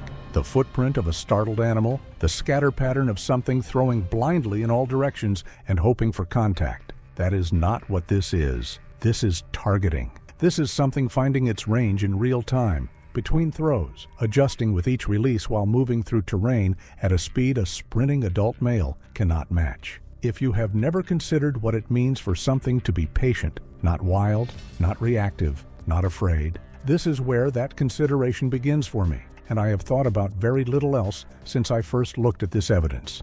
Patience requires the knowledge that time is on your side, that each throw can be more calibrated than the last because there will be a last throw, and it will land where it is supposed to land. The trail camera network in this section is maintained by a wildlife monitoring program, and the second unit catches what the first one missed.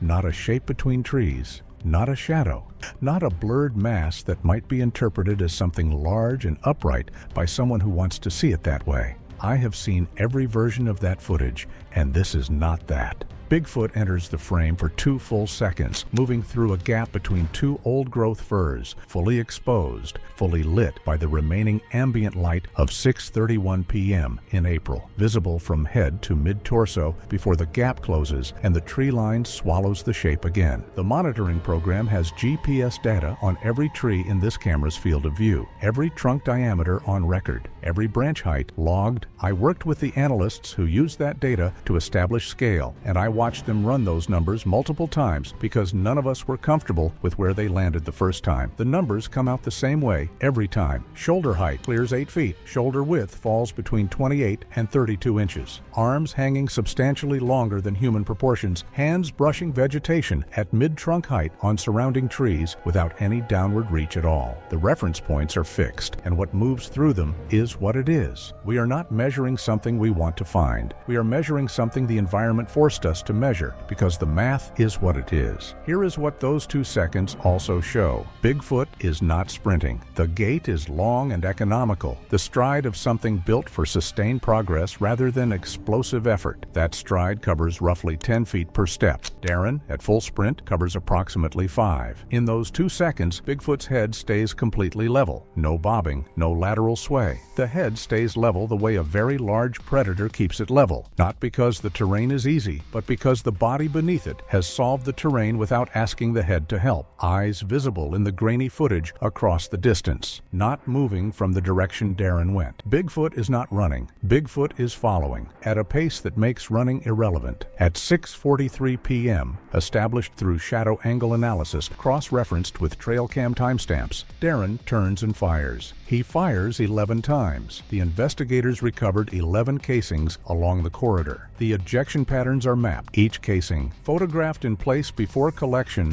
each arc extrapolated backward to reconstruct his position and orientation at the moment of each shot. The reconstruction is clear. Darren never stopped moving, not for a single one of those 11 rounds. He fired with his legs still driving, his body still destabilizing with each stride, his weight already committed to forward motion, because stopping, even for a fraction of a second to get a clean sight picture, was not something he could afford. 3 of the 11 rounds strike trees in the direction he was firing, all 3 angled upward. He was not firing high in panic. I want to be clear about that because I know it is the first thing people reach for. He was aiming at something that required him to angle upward to reach it, something tall enough that a man firing backward at a full sprint still needed to compensate for its height to put rounds anywhere near center mass. Bigfoot did not slow down. The casing pattern makes clear that Darren understood partway through those shots that the rifle was not working. The spacing between casings changes in the final 3. Gaps widen. The arc shifts. The rhythm of a person still pulling the trigger because stopping feels worse than continuing, but who no longer believes it matters. 11 rounds. Absorbed. Not slowing by a stride. Coming. The forest answers immediately. A rock strikes a tree directly above where Darren's last casing was found within seconds of his final shot. Bark blasting outward in a star pattern, wood fibers radiating from a central point in all directions, thrown while Darren was still pulling the trigger, while the gap between them had collapsed to something the investigators later estimate at less than 30 feet. At that distance, this is not pursuit anymore. This is arrival. A research team reaches the trail corridor 48 hours after the incident. They are there because a regional forestry database flagged this section as anomalous, ground disturbance inconsistent with documented wildlife activity, reviewed by a forestry technician who escalated it because something about the flag did not match any category in her reference list. She did not know what she was escalating. Neither did the research team when they arrived. I know what it is like to follow a data flag into a forest and have the forest give you something your reference list does not contain.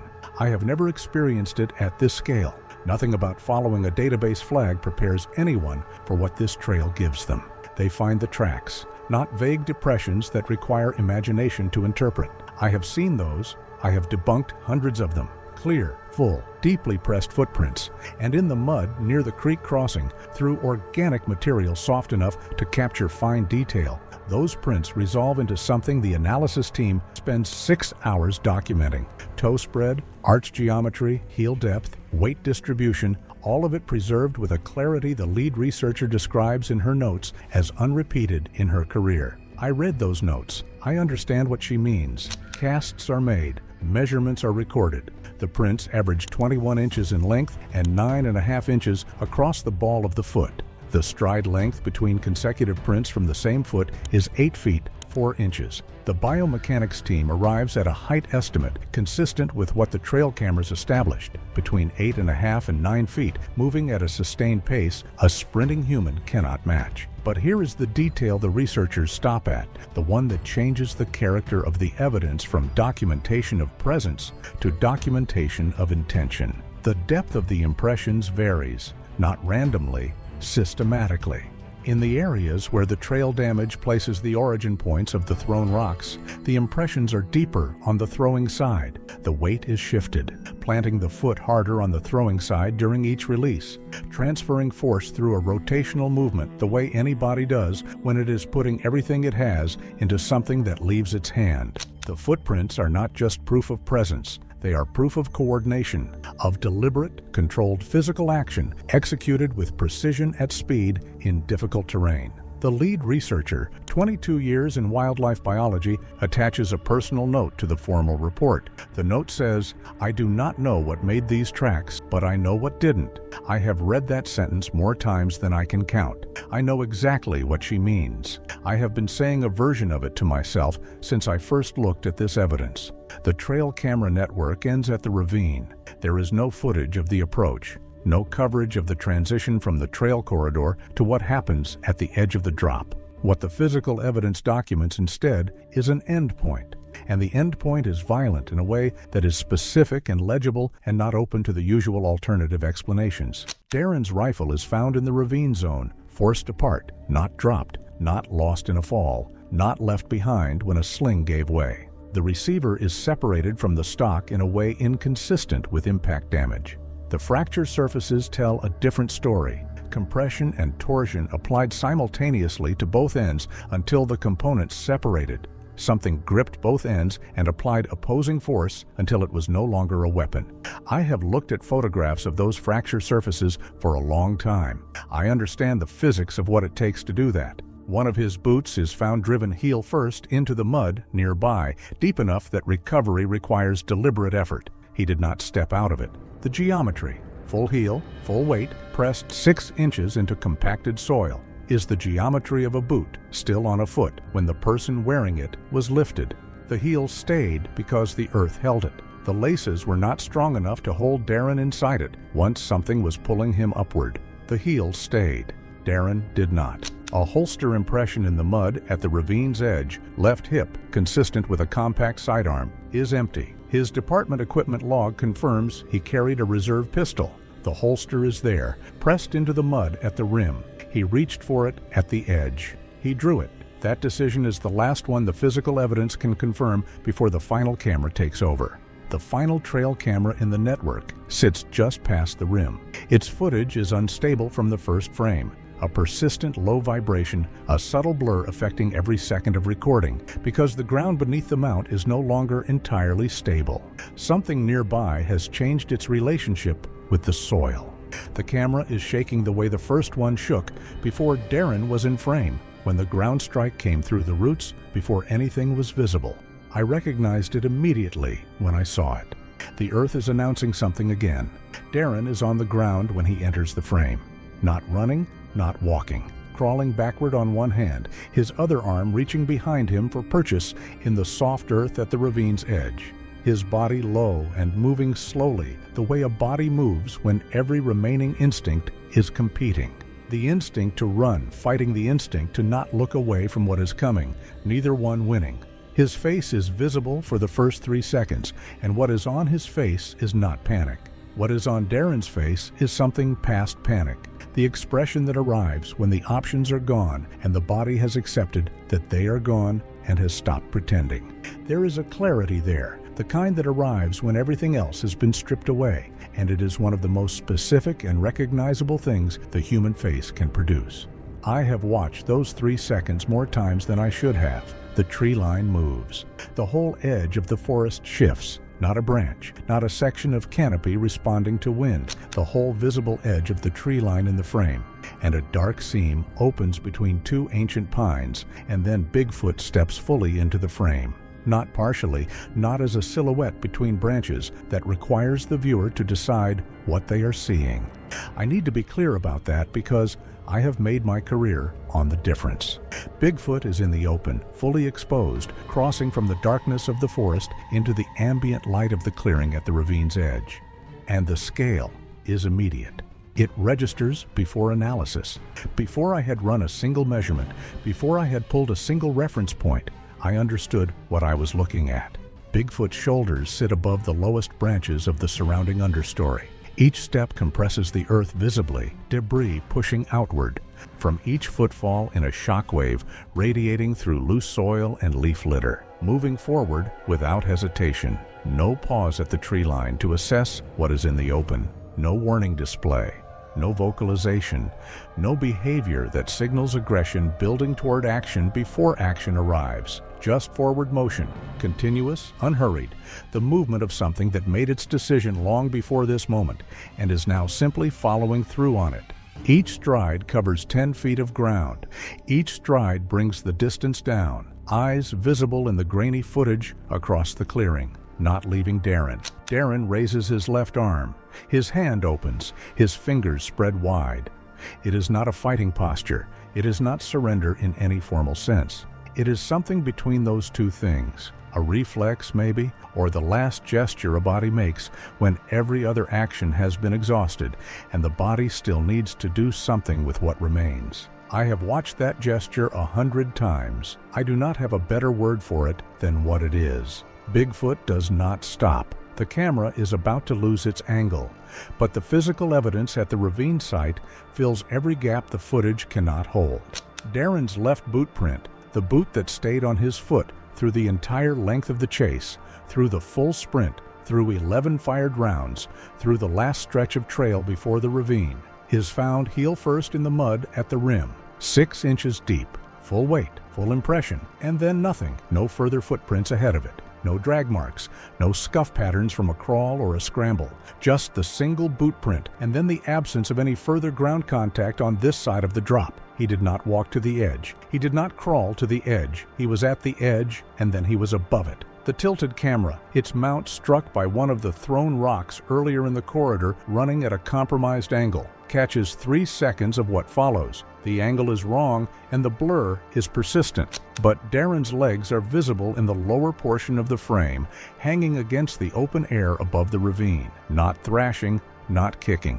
Still in the way that is not unconsciousness but focus, the stillness of a person doing something specific and deliberate with the last resource they have available. 2 shots, a pause of less than a second, not hesitation, not uncertainty, repositioning, finding a better angle with what is available. Then a third. The first 2 shells are recovered from the ravine floor 30 feet below. Their trajectories are consistent with rounds fired upward at steep angle from well below the shooter's own eye level, fired from a position where the shooter's back was toward the drop and the barrel was angled upward into whatever was above him, braced against whatever surface was available, braced against Bigfoot. The third shell is never found on the ravine floor. The camera catches a change in the silhouette above Darren in the half second after the third shot. The arm holding him does not retract cleanly. It does not pull back the way a deliberate movement does. It drops, sudden and lateral, the way a load-bearing support gives way, rather than the way a deliberate release happens. Darren goes over the ravine edge, not thrown, but falling, released, the grip simply gone all at once. The sound the audio preserves in the next 2 frames is not a scream. It is wind, just the sound of a body moving fast through open air above a 30-foot drop. Then the camera, still running on its broken mount, still tilted toward canopy and open sky, catches what happens at the rim. Bigfoot comes down, not controlled, not settling into a deliberate crouch or a managed lowering. The shape in the tilted frame drops hard to the ground at the rim, and the whole camera vibrates with the impact. The mount, the tree, the root system transmitting the weight of something very large hitting the earth without fully catching itself. Bigfoot's legs fold, then straighten, then fold again in a way that carries the character of both a crouch and a collapse at once. Bigfoot's body pitches forward once, rights itself with an effort that is visible even through the blur, and then does not right itself again. Bigfoot goes still. A pool forms in the mud at the rim, dark, saturated, 3 feet across. The forensic report confirms the staining is biological in origin. It is not Darren's blood. Darren went over the rim before this pool formed. It is not from any documented North American species. The species identification field reads, unknown. I have read a lot of forensic reports. I have never read one with that entry in that field. 3 shots, fired from below, braced against Bigfoot's own body, while Bigfoot held him suspended over a 30-foot drop. 11 rifle rounds from distance, from a man on his feet with time to aim, had done nothing. Had not slowed the pursuit by a single stride, had not produced any visible effect, had not changed anything about what was coming toward Darren across that forest. 3 rounds from inside the grip did what 11 from outside could not. He found it. from inside. The experts who analyzed this footage alongside me, wildlife biologists, structural consultants, forensic technicians, the seismological team, the biomechanics team, do not call what we reviewed inconclusive. I will speak for myself, and I will say what the others have said in their own reports and their own words. The footage is what it is. The physical record is what it is. The blood at the rim is biological, unknown, and present in volume not consistent with a surface wound. It is the volume of something that went down and did not get back up on its own, and then we go quiet. In our reports, in our recorded interviews, in the notes attached outside the formal documentation, I know what my own quiet sounds like, and I recognize it in the others. The quiet of people who followed evidence to a conclusion they were not prepared for. That is what we said, not only in words, but in the silence before and after the words, in the pause each of us took before we said what the record required us to say.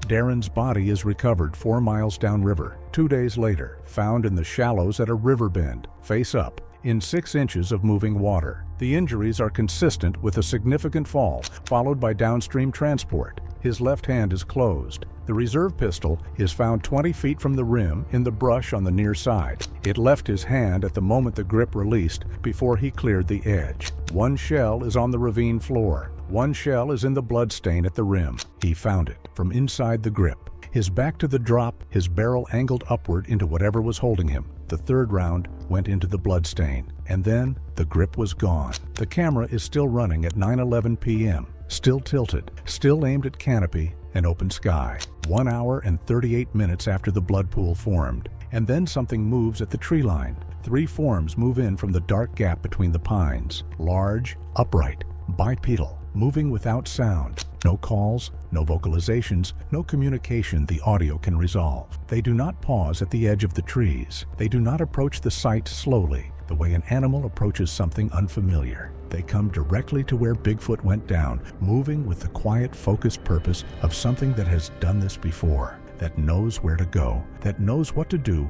when it gets there. They move around the blood pool without stepping in it. They gather around Bigfoot on the ground. The camera cannot resolve their faces. What it can resolve is their scale, consistent with what the earlier footage established, consistent with the track measurements, consistent with everything the physical evidence along this trail documented from the first embedded rock to the last boot print at the rim. They are there for less than 4 minutes. When they leave, they go the way they came, back through the dark gap between the pines, back into the forest, back into the dark that hid them through all of it. The blood stain stays. The boot is still in the mud. The broken rifle is still on the ground. Everything that was at the site before they arrived is still there after they leave, but Bigfoot is gone. They carried Bigfoot back into the forest, in the dark, without a sound, with the economy and the quiet of something that has done this before, that knows what coming for its dead looks like. I have spent a long time thinking about what it means, not just as evidence, but as a fact about what these things are. Whatever Bigfoot is,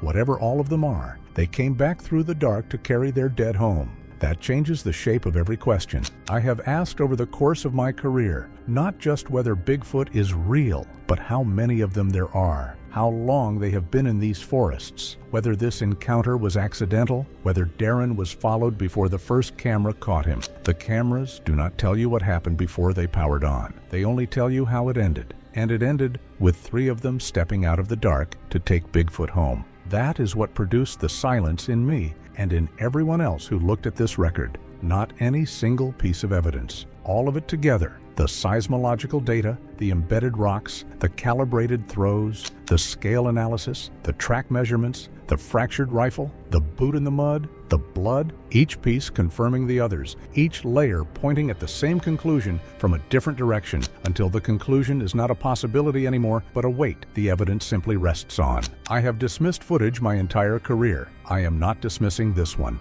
3 of them came through those trees at 9:11 p.m., organized enough to locate what they came for in the dark and carry it out without a sound. I have walked a lot of trails alone, a lot of trails I thought I understood. So did Darren.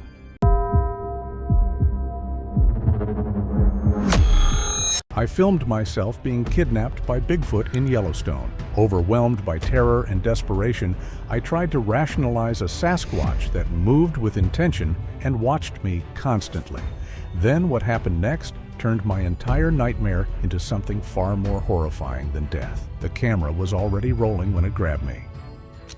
I want you to understand that detail, because it matters. I wasn't filming for content. I was filming because I'd heard a sound I didn't recognize. Something low and rhythmic moving through the fir trees about 40 yards off trail. And I pulled out my phone on instinct, the way you do when your brain registers wrong before it can name exactly what wrong means. I had maybe 6 seconds of shaky footage of tree trunks and underbrush before the world lurched sideways and my feet left the ground. Bigfoot's arm that wrapped around my midsection felt like a structural beam. Not a hand, not fingers. An arm, a single piece of force that closed around me from behind before I had time to turn, and then I was up and moving, and my feet were dragging through the brush because the thing carrying me was too tall for them to quite clear the ground. I screamed, I kicked, I threw my whole body left and then right. The arm did not move. It didn't tighten in response or loosen. It simply held, with the total indifference of something that has never once been challenged by anything my size. I kept the camera rolling. I don't know why exactly. Panic, maybe, or some reflexive journalist's instinct I didn't know I had, or maybe just the need to do something with my hands while the rest of me was utterly helpless. The footage from those first minutes is almost unwatchable. The frame shaking, trees jolting left and right, my feet skimming through the undergrowth. You can hear me screaming in the audio. You can hear Bigfoot's gait too.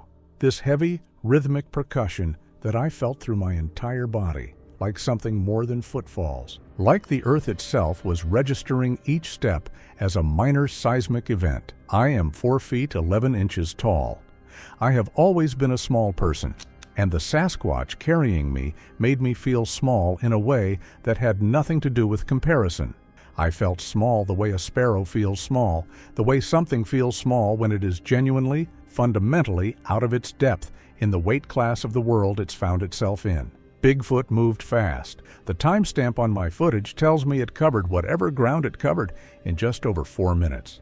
But that measurement feels obscene in retrospect because those 4 minutes were the longest I have ever lived.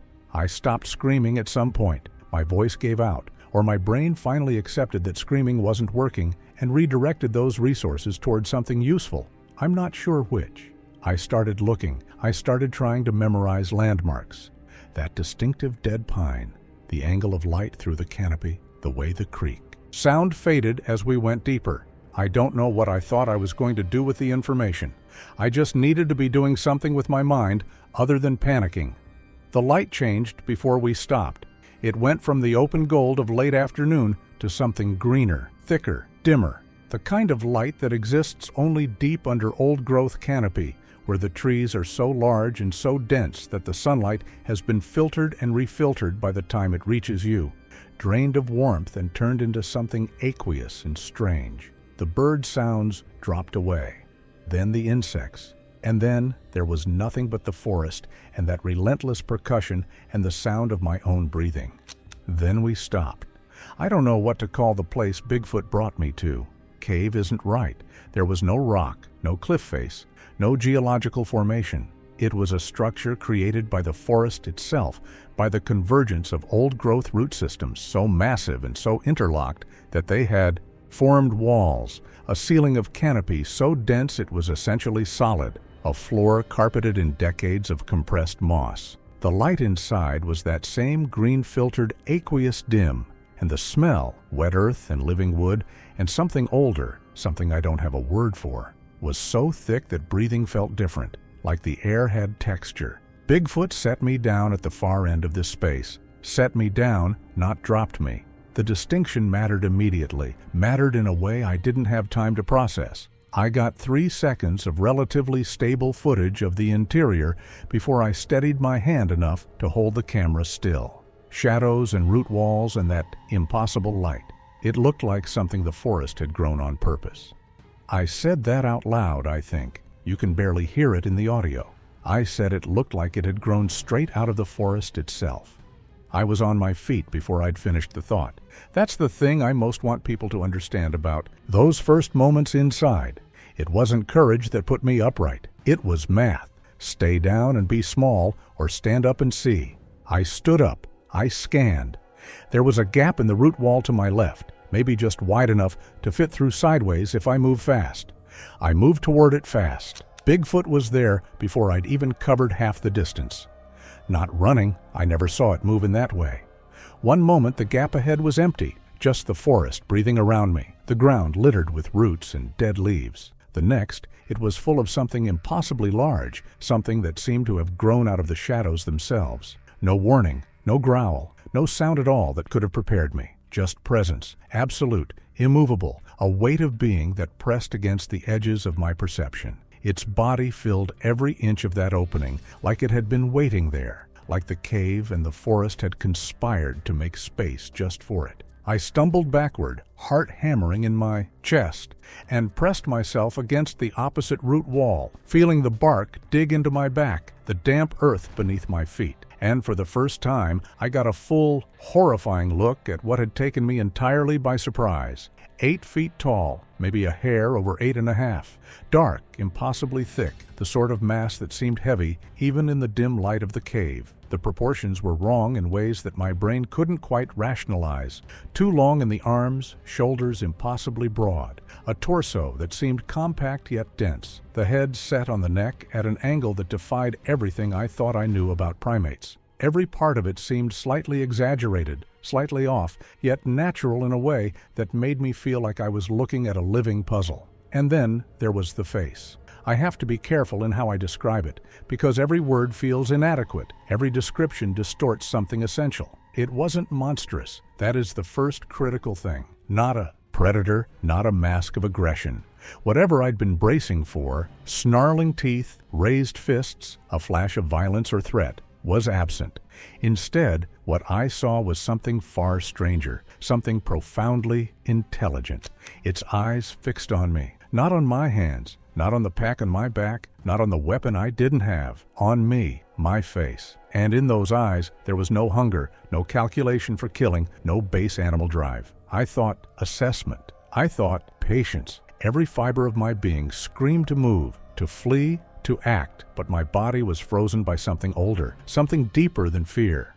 It was as if time itself had thinned, stretched, and slowed. Every rustle of the cave, every drip of water from the ceiling, every subtle shift in its stance became monumental. And then Bigfoot reached for my wrists. Its hands were immense, wide, the kind of hands that could flatten a man with casual ease, yet careful, deliberate. The vines were already in its grasp. Whether it had gathered them along the way, trailing behind it through the brush, or whether they had been inside the cave all along, I can't tell you. I couldn't stop looking at its face, couldn't take my eyes from the dark intelligence there, the way it regarded me with a mixture of calm and inexorable focus. The vines themselves were thick, a deep, vibrant green, supple yet sturdy, the diameter of a man's thumb. They bent rather than snapped under pressure, flexible but unyielding, and they smelled faintly of wet soil and moss.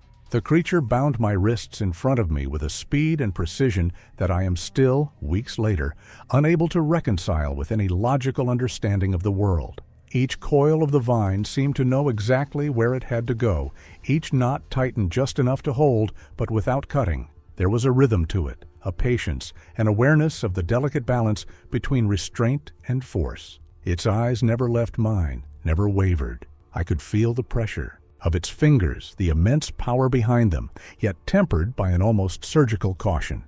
Every second stretched, every movement magnified, and I was acutely aware of the sound of my own breath, the slight scrape of the vines, the faint smell of damp fur and earth.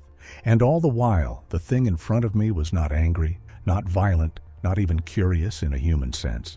It was methodical, deliberate, assessing me, and in the way it moved, in the way it looked, it communicated a message far older and stranger than words: presence, dominance, and something like recognition. This wasn't an accident of grip. This wasn't a predator's instinct to restrain prey. This was a knot, deliberate, functional, tied with hands that clearly understood what they were producing. I pulled back twice during the process, and both times it simply held my wrists without tightening, without responding with any aggression, with the patient certainty of something that had already calculated how this was going to end and saw no reason to rush. I sat with the vine on my wrists, and the creature settled near the entrance, and I made myself stay very still, and I thought about knots. I thought about the cognitive architecture required to tie a knot, the understanding of loops and tension, the ability to model a future state and work toward it with your hands. I thought about everything I'd been taught about tool use as a marker of intelligence, about the debates and the caveats and the careful scientific language. And I thought, no one is going to believe this, even with the footage, even with this. I started working the binding the moment Bigfoot stepped outside. I want to be clear about the decision-making involved because it wasn't emotional. I was scared. I don't want to pretend I was some ice-blooded survival machine. But the fear had settled into something operational by then, something that was doing work rather than just generating noise. I assessed. The vine had given. My wrists were small. My left thumb could fit under a loop if I moved slowly, if I didn't yank at it, if I worked the way you'd work a stuck drawer rather than a locked door. I propped my phone against a root so it faced the entrance. I started working. 8 minutes and 40-some seconds, according to the timestamp. That's how long it took. 8 minutes of slow, quiet work, trying not to make any sound, trying not to move anything except my fingers and wrists. And the whole time, I could hear Bigfoot outside, breathing, the occasional shift of its weight against the ground, that seismic quality footstep, even at rest, the specific, hair-raising awareness of being watched even when you can't see the watcher. Here's what I thought about during those 8 minutes. Everything I'd packed and why, the trail I'd been on, and how far I was from the last junction. My friend Dara, who was expecting a check-in text by 6 and would call the park service by 8 if she didn't get one. I thought about my mother. I thought about the gap in the root wall and whether it would still be unguarded when I got the vine loose, and what direction I'd run if it was. I thought about whether I could run faster than this thing, and I knew the answer before I finished the thought, and I filed that away too. I got the vine loose, I felt the loops release and the blood moving back into my palms, and I took a breath, and I heard the entrance change and looked up. Bigfoot was back. It looked at my hands.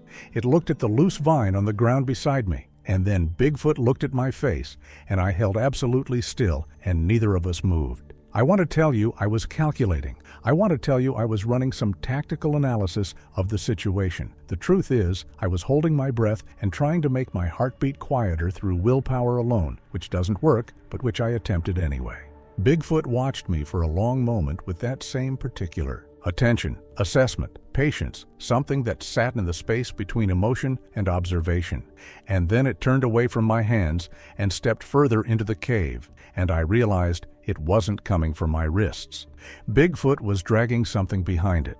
The sound of it landing was wrong in a specific way that I knew before I could name. The dry, hollow rattle of bones, the softer thud of a bag, a frame pack, canvas that had been weather-treated and had held its shape through whatever it had been through. I looked at what the creature had dropped 6 feet from me, and I looked for a long time, and I said out loud, I can hear myself in the footage, that I was going to die like him. Hiking pants with the zip-off legs, a red fleece pullover, or what had been red once, a pack strapped to the skeleton's back, zippers still closed, the frame bent slightly, but the bag intact. A person who had been in these woods and had not come home, and no one had found them because no one had known where to look. I said it once, and then I stopped saying anything, and the silence in the cave had a weight to it that was different from regular silence, the weight of all the words I wasn't saying, all the thoughts I was having and refusing to voice, because voicing them would make them real. But here's the thing about fear when it has nowhere to go. It turns into something else. Not courage exactly. More like a kind of grim productivity. My eyes moved to the pack. My brain did the math. Intact zippers, frames still functional. Whatever was inside had been preserved. I looked at the creature, and it watched me from the entrance without moving, and I made a decision. I reached for the bag, moving slowly, watching its face the entire time, unzipping the main compartment with the focused deliberateness of someone disarming something, even though I was doing the opposite. I was looking for resources. Water bladder, nearly empty, rain jacket, first aid kit. 3 protein bars, 2 expired but sealed, and at the bottom, wrapped in a bandana, 4 cans of sardines. I ate one sardine can slowly.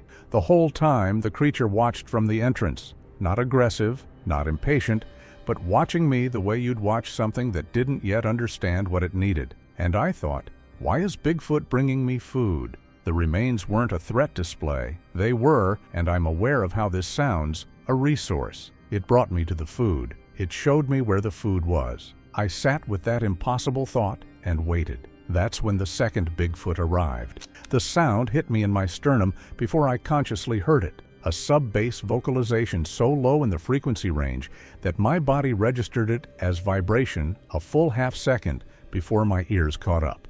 And then the female responded, and the two sounds together were something I've spent weeks trying to describe and keep failing to adequately capture. Language is the word that keeps coming back. Not animal calls, language. There was rhythm, there was structure, there was insistence in one voice and resistance in the other, and the structure of it was call and response, which is not a thing instinct produces.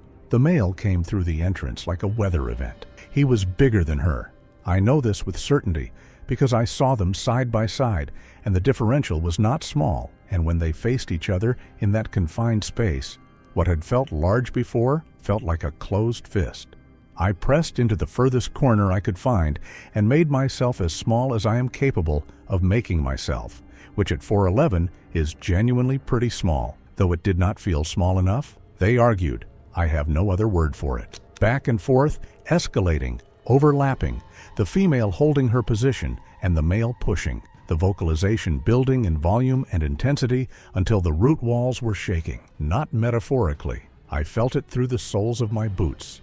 I felt it through the moss. The pressure of the sound in that enclosed space was something close to physical. It made my vision pulse at the peaks. It made rational thought difficult. It made the air feel thick with something more than just air. He shoved her. She shoved back harder, and the entire structure lurched, and a section of the ceiling cracked and rained debris down on all three of us. I covered my head with my arms and held absolutely still, and made myself invisible through willpower and prayer and every quiet intention I could muster. The footage has the audio clipped during most of this. The recording couldn't handle the volume. What you hear on playback is compression and distortion, peaks and valleys of noise that give you maybe a tenth of what I was actually experiencing.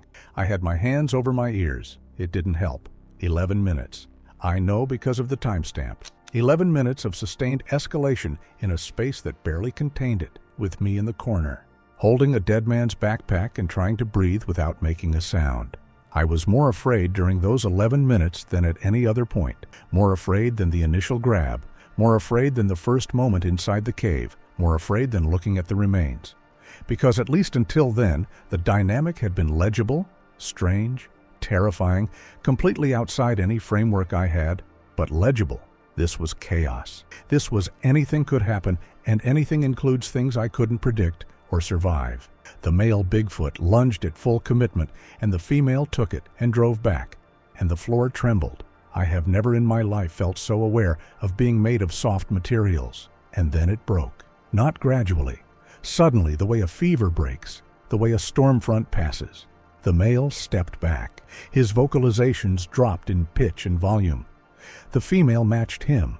The de-escalation had a structure to it, a recognizable form.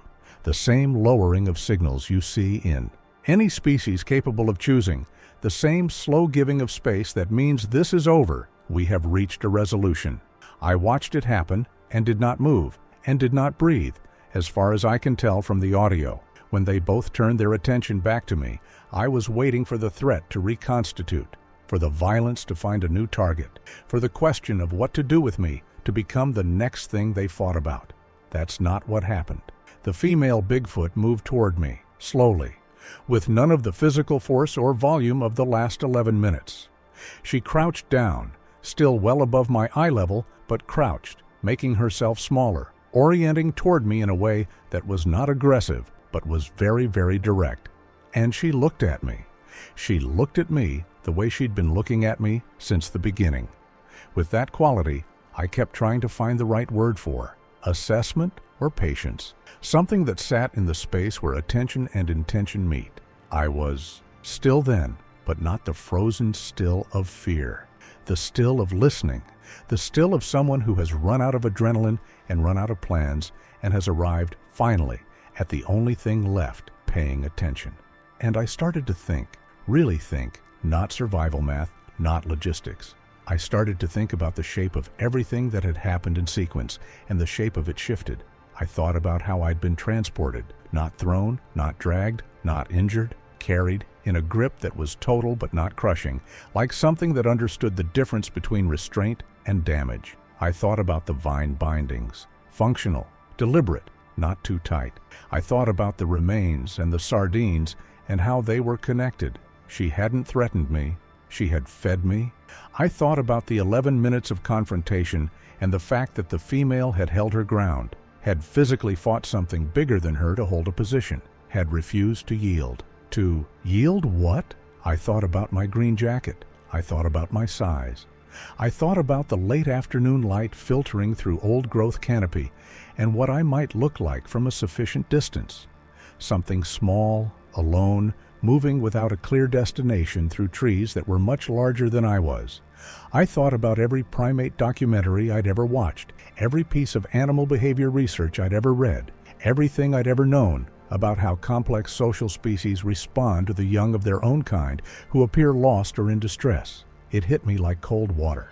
Bigfoot didn't take me as prey.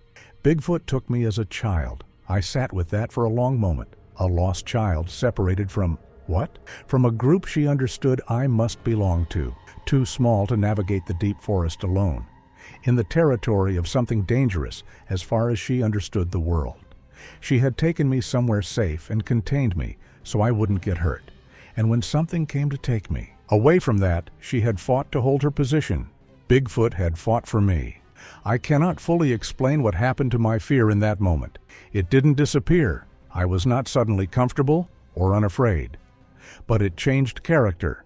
It went from the fear of prey to something more like the fear you feel when you understand the scale of a misunderstanding, when you see how badly something has gone wrong, and understand that no one involved has bad intentions and the situation is still extremely serious. I looked at Bigfoot's face. She was still watching mine. The male had settled near the entrance, not blocking it, but present the way a guard is present, his attention oriented outward.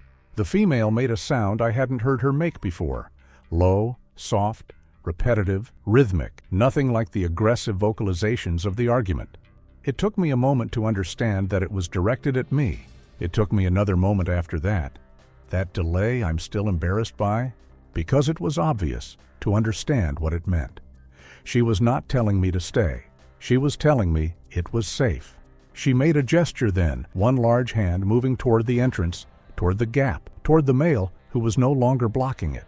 Clear, patient, unhurried, the motion repeated twice, 3 times, her eyes watching my face to confirm I was following. And I was following completely. She wasn't keeping me. She was done. Whatever had brought her here, some combination of mistaken identity and protective instinct, and then a territorial argument about what to do about it, had resolved, and the resolution was my release, and the sound she kept making, that low, soft rhythm, was not a command, but a reassurance. It's safe. You can go. This is over. I stood up slowly. She watched without moving. I took a step toward the entrance, and the male shifted to the side, and the gap was there, open, a window of late afternoon light through old-growth trees. I took another step. I want to tell you that I felt something in that moment, some kind of completion, some narrative emotion, gratitude or terror or awe. The truth is, I felt lightheaded and very cold, and I wanted to cry, but I was not going to cry in front of them. I kept moving. I kept the camera rolling. The last frames from inside the cave caught them in silhouette on either side of the entrance. 2 enormous Bigfoot, motionless, watching me go, the orange light of late afternoon coming through the opening between them, like something out of a dream. I was already inside. I stepped through the gap. Neither of them moved. Neither made a sound. The forest received me with the particular silence that exists in old-growth canopy, a silence made of layered small sounds, wind, needles, the far-off percussion of a woodpecker, the creek somewhere below me. I walked, I held the camera, and I walked, and I did not look back. Not because I was trying to be brave or stoic or because I didn't want to see. Because I had a very clear understanding that looking back was not going to change anything and that the only productive direction was forward. I stopped the recording 14 seconds after I cleared the entrance. I knew the footage was important. I'm not stupid. I knew immediately that what I had on my phone was going to matter in ways I couldn't yet fully imagine. But I also knew I couldn't watch it yet, couldn't look at any of it yet, couldn't do anything except put one foot in front of the other until I reached the trailhead. I needed to not look back. I needed to move.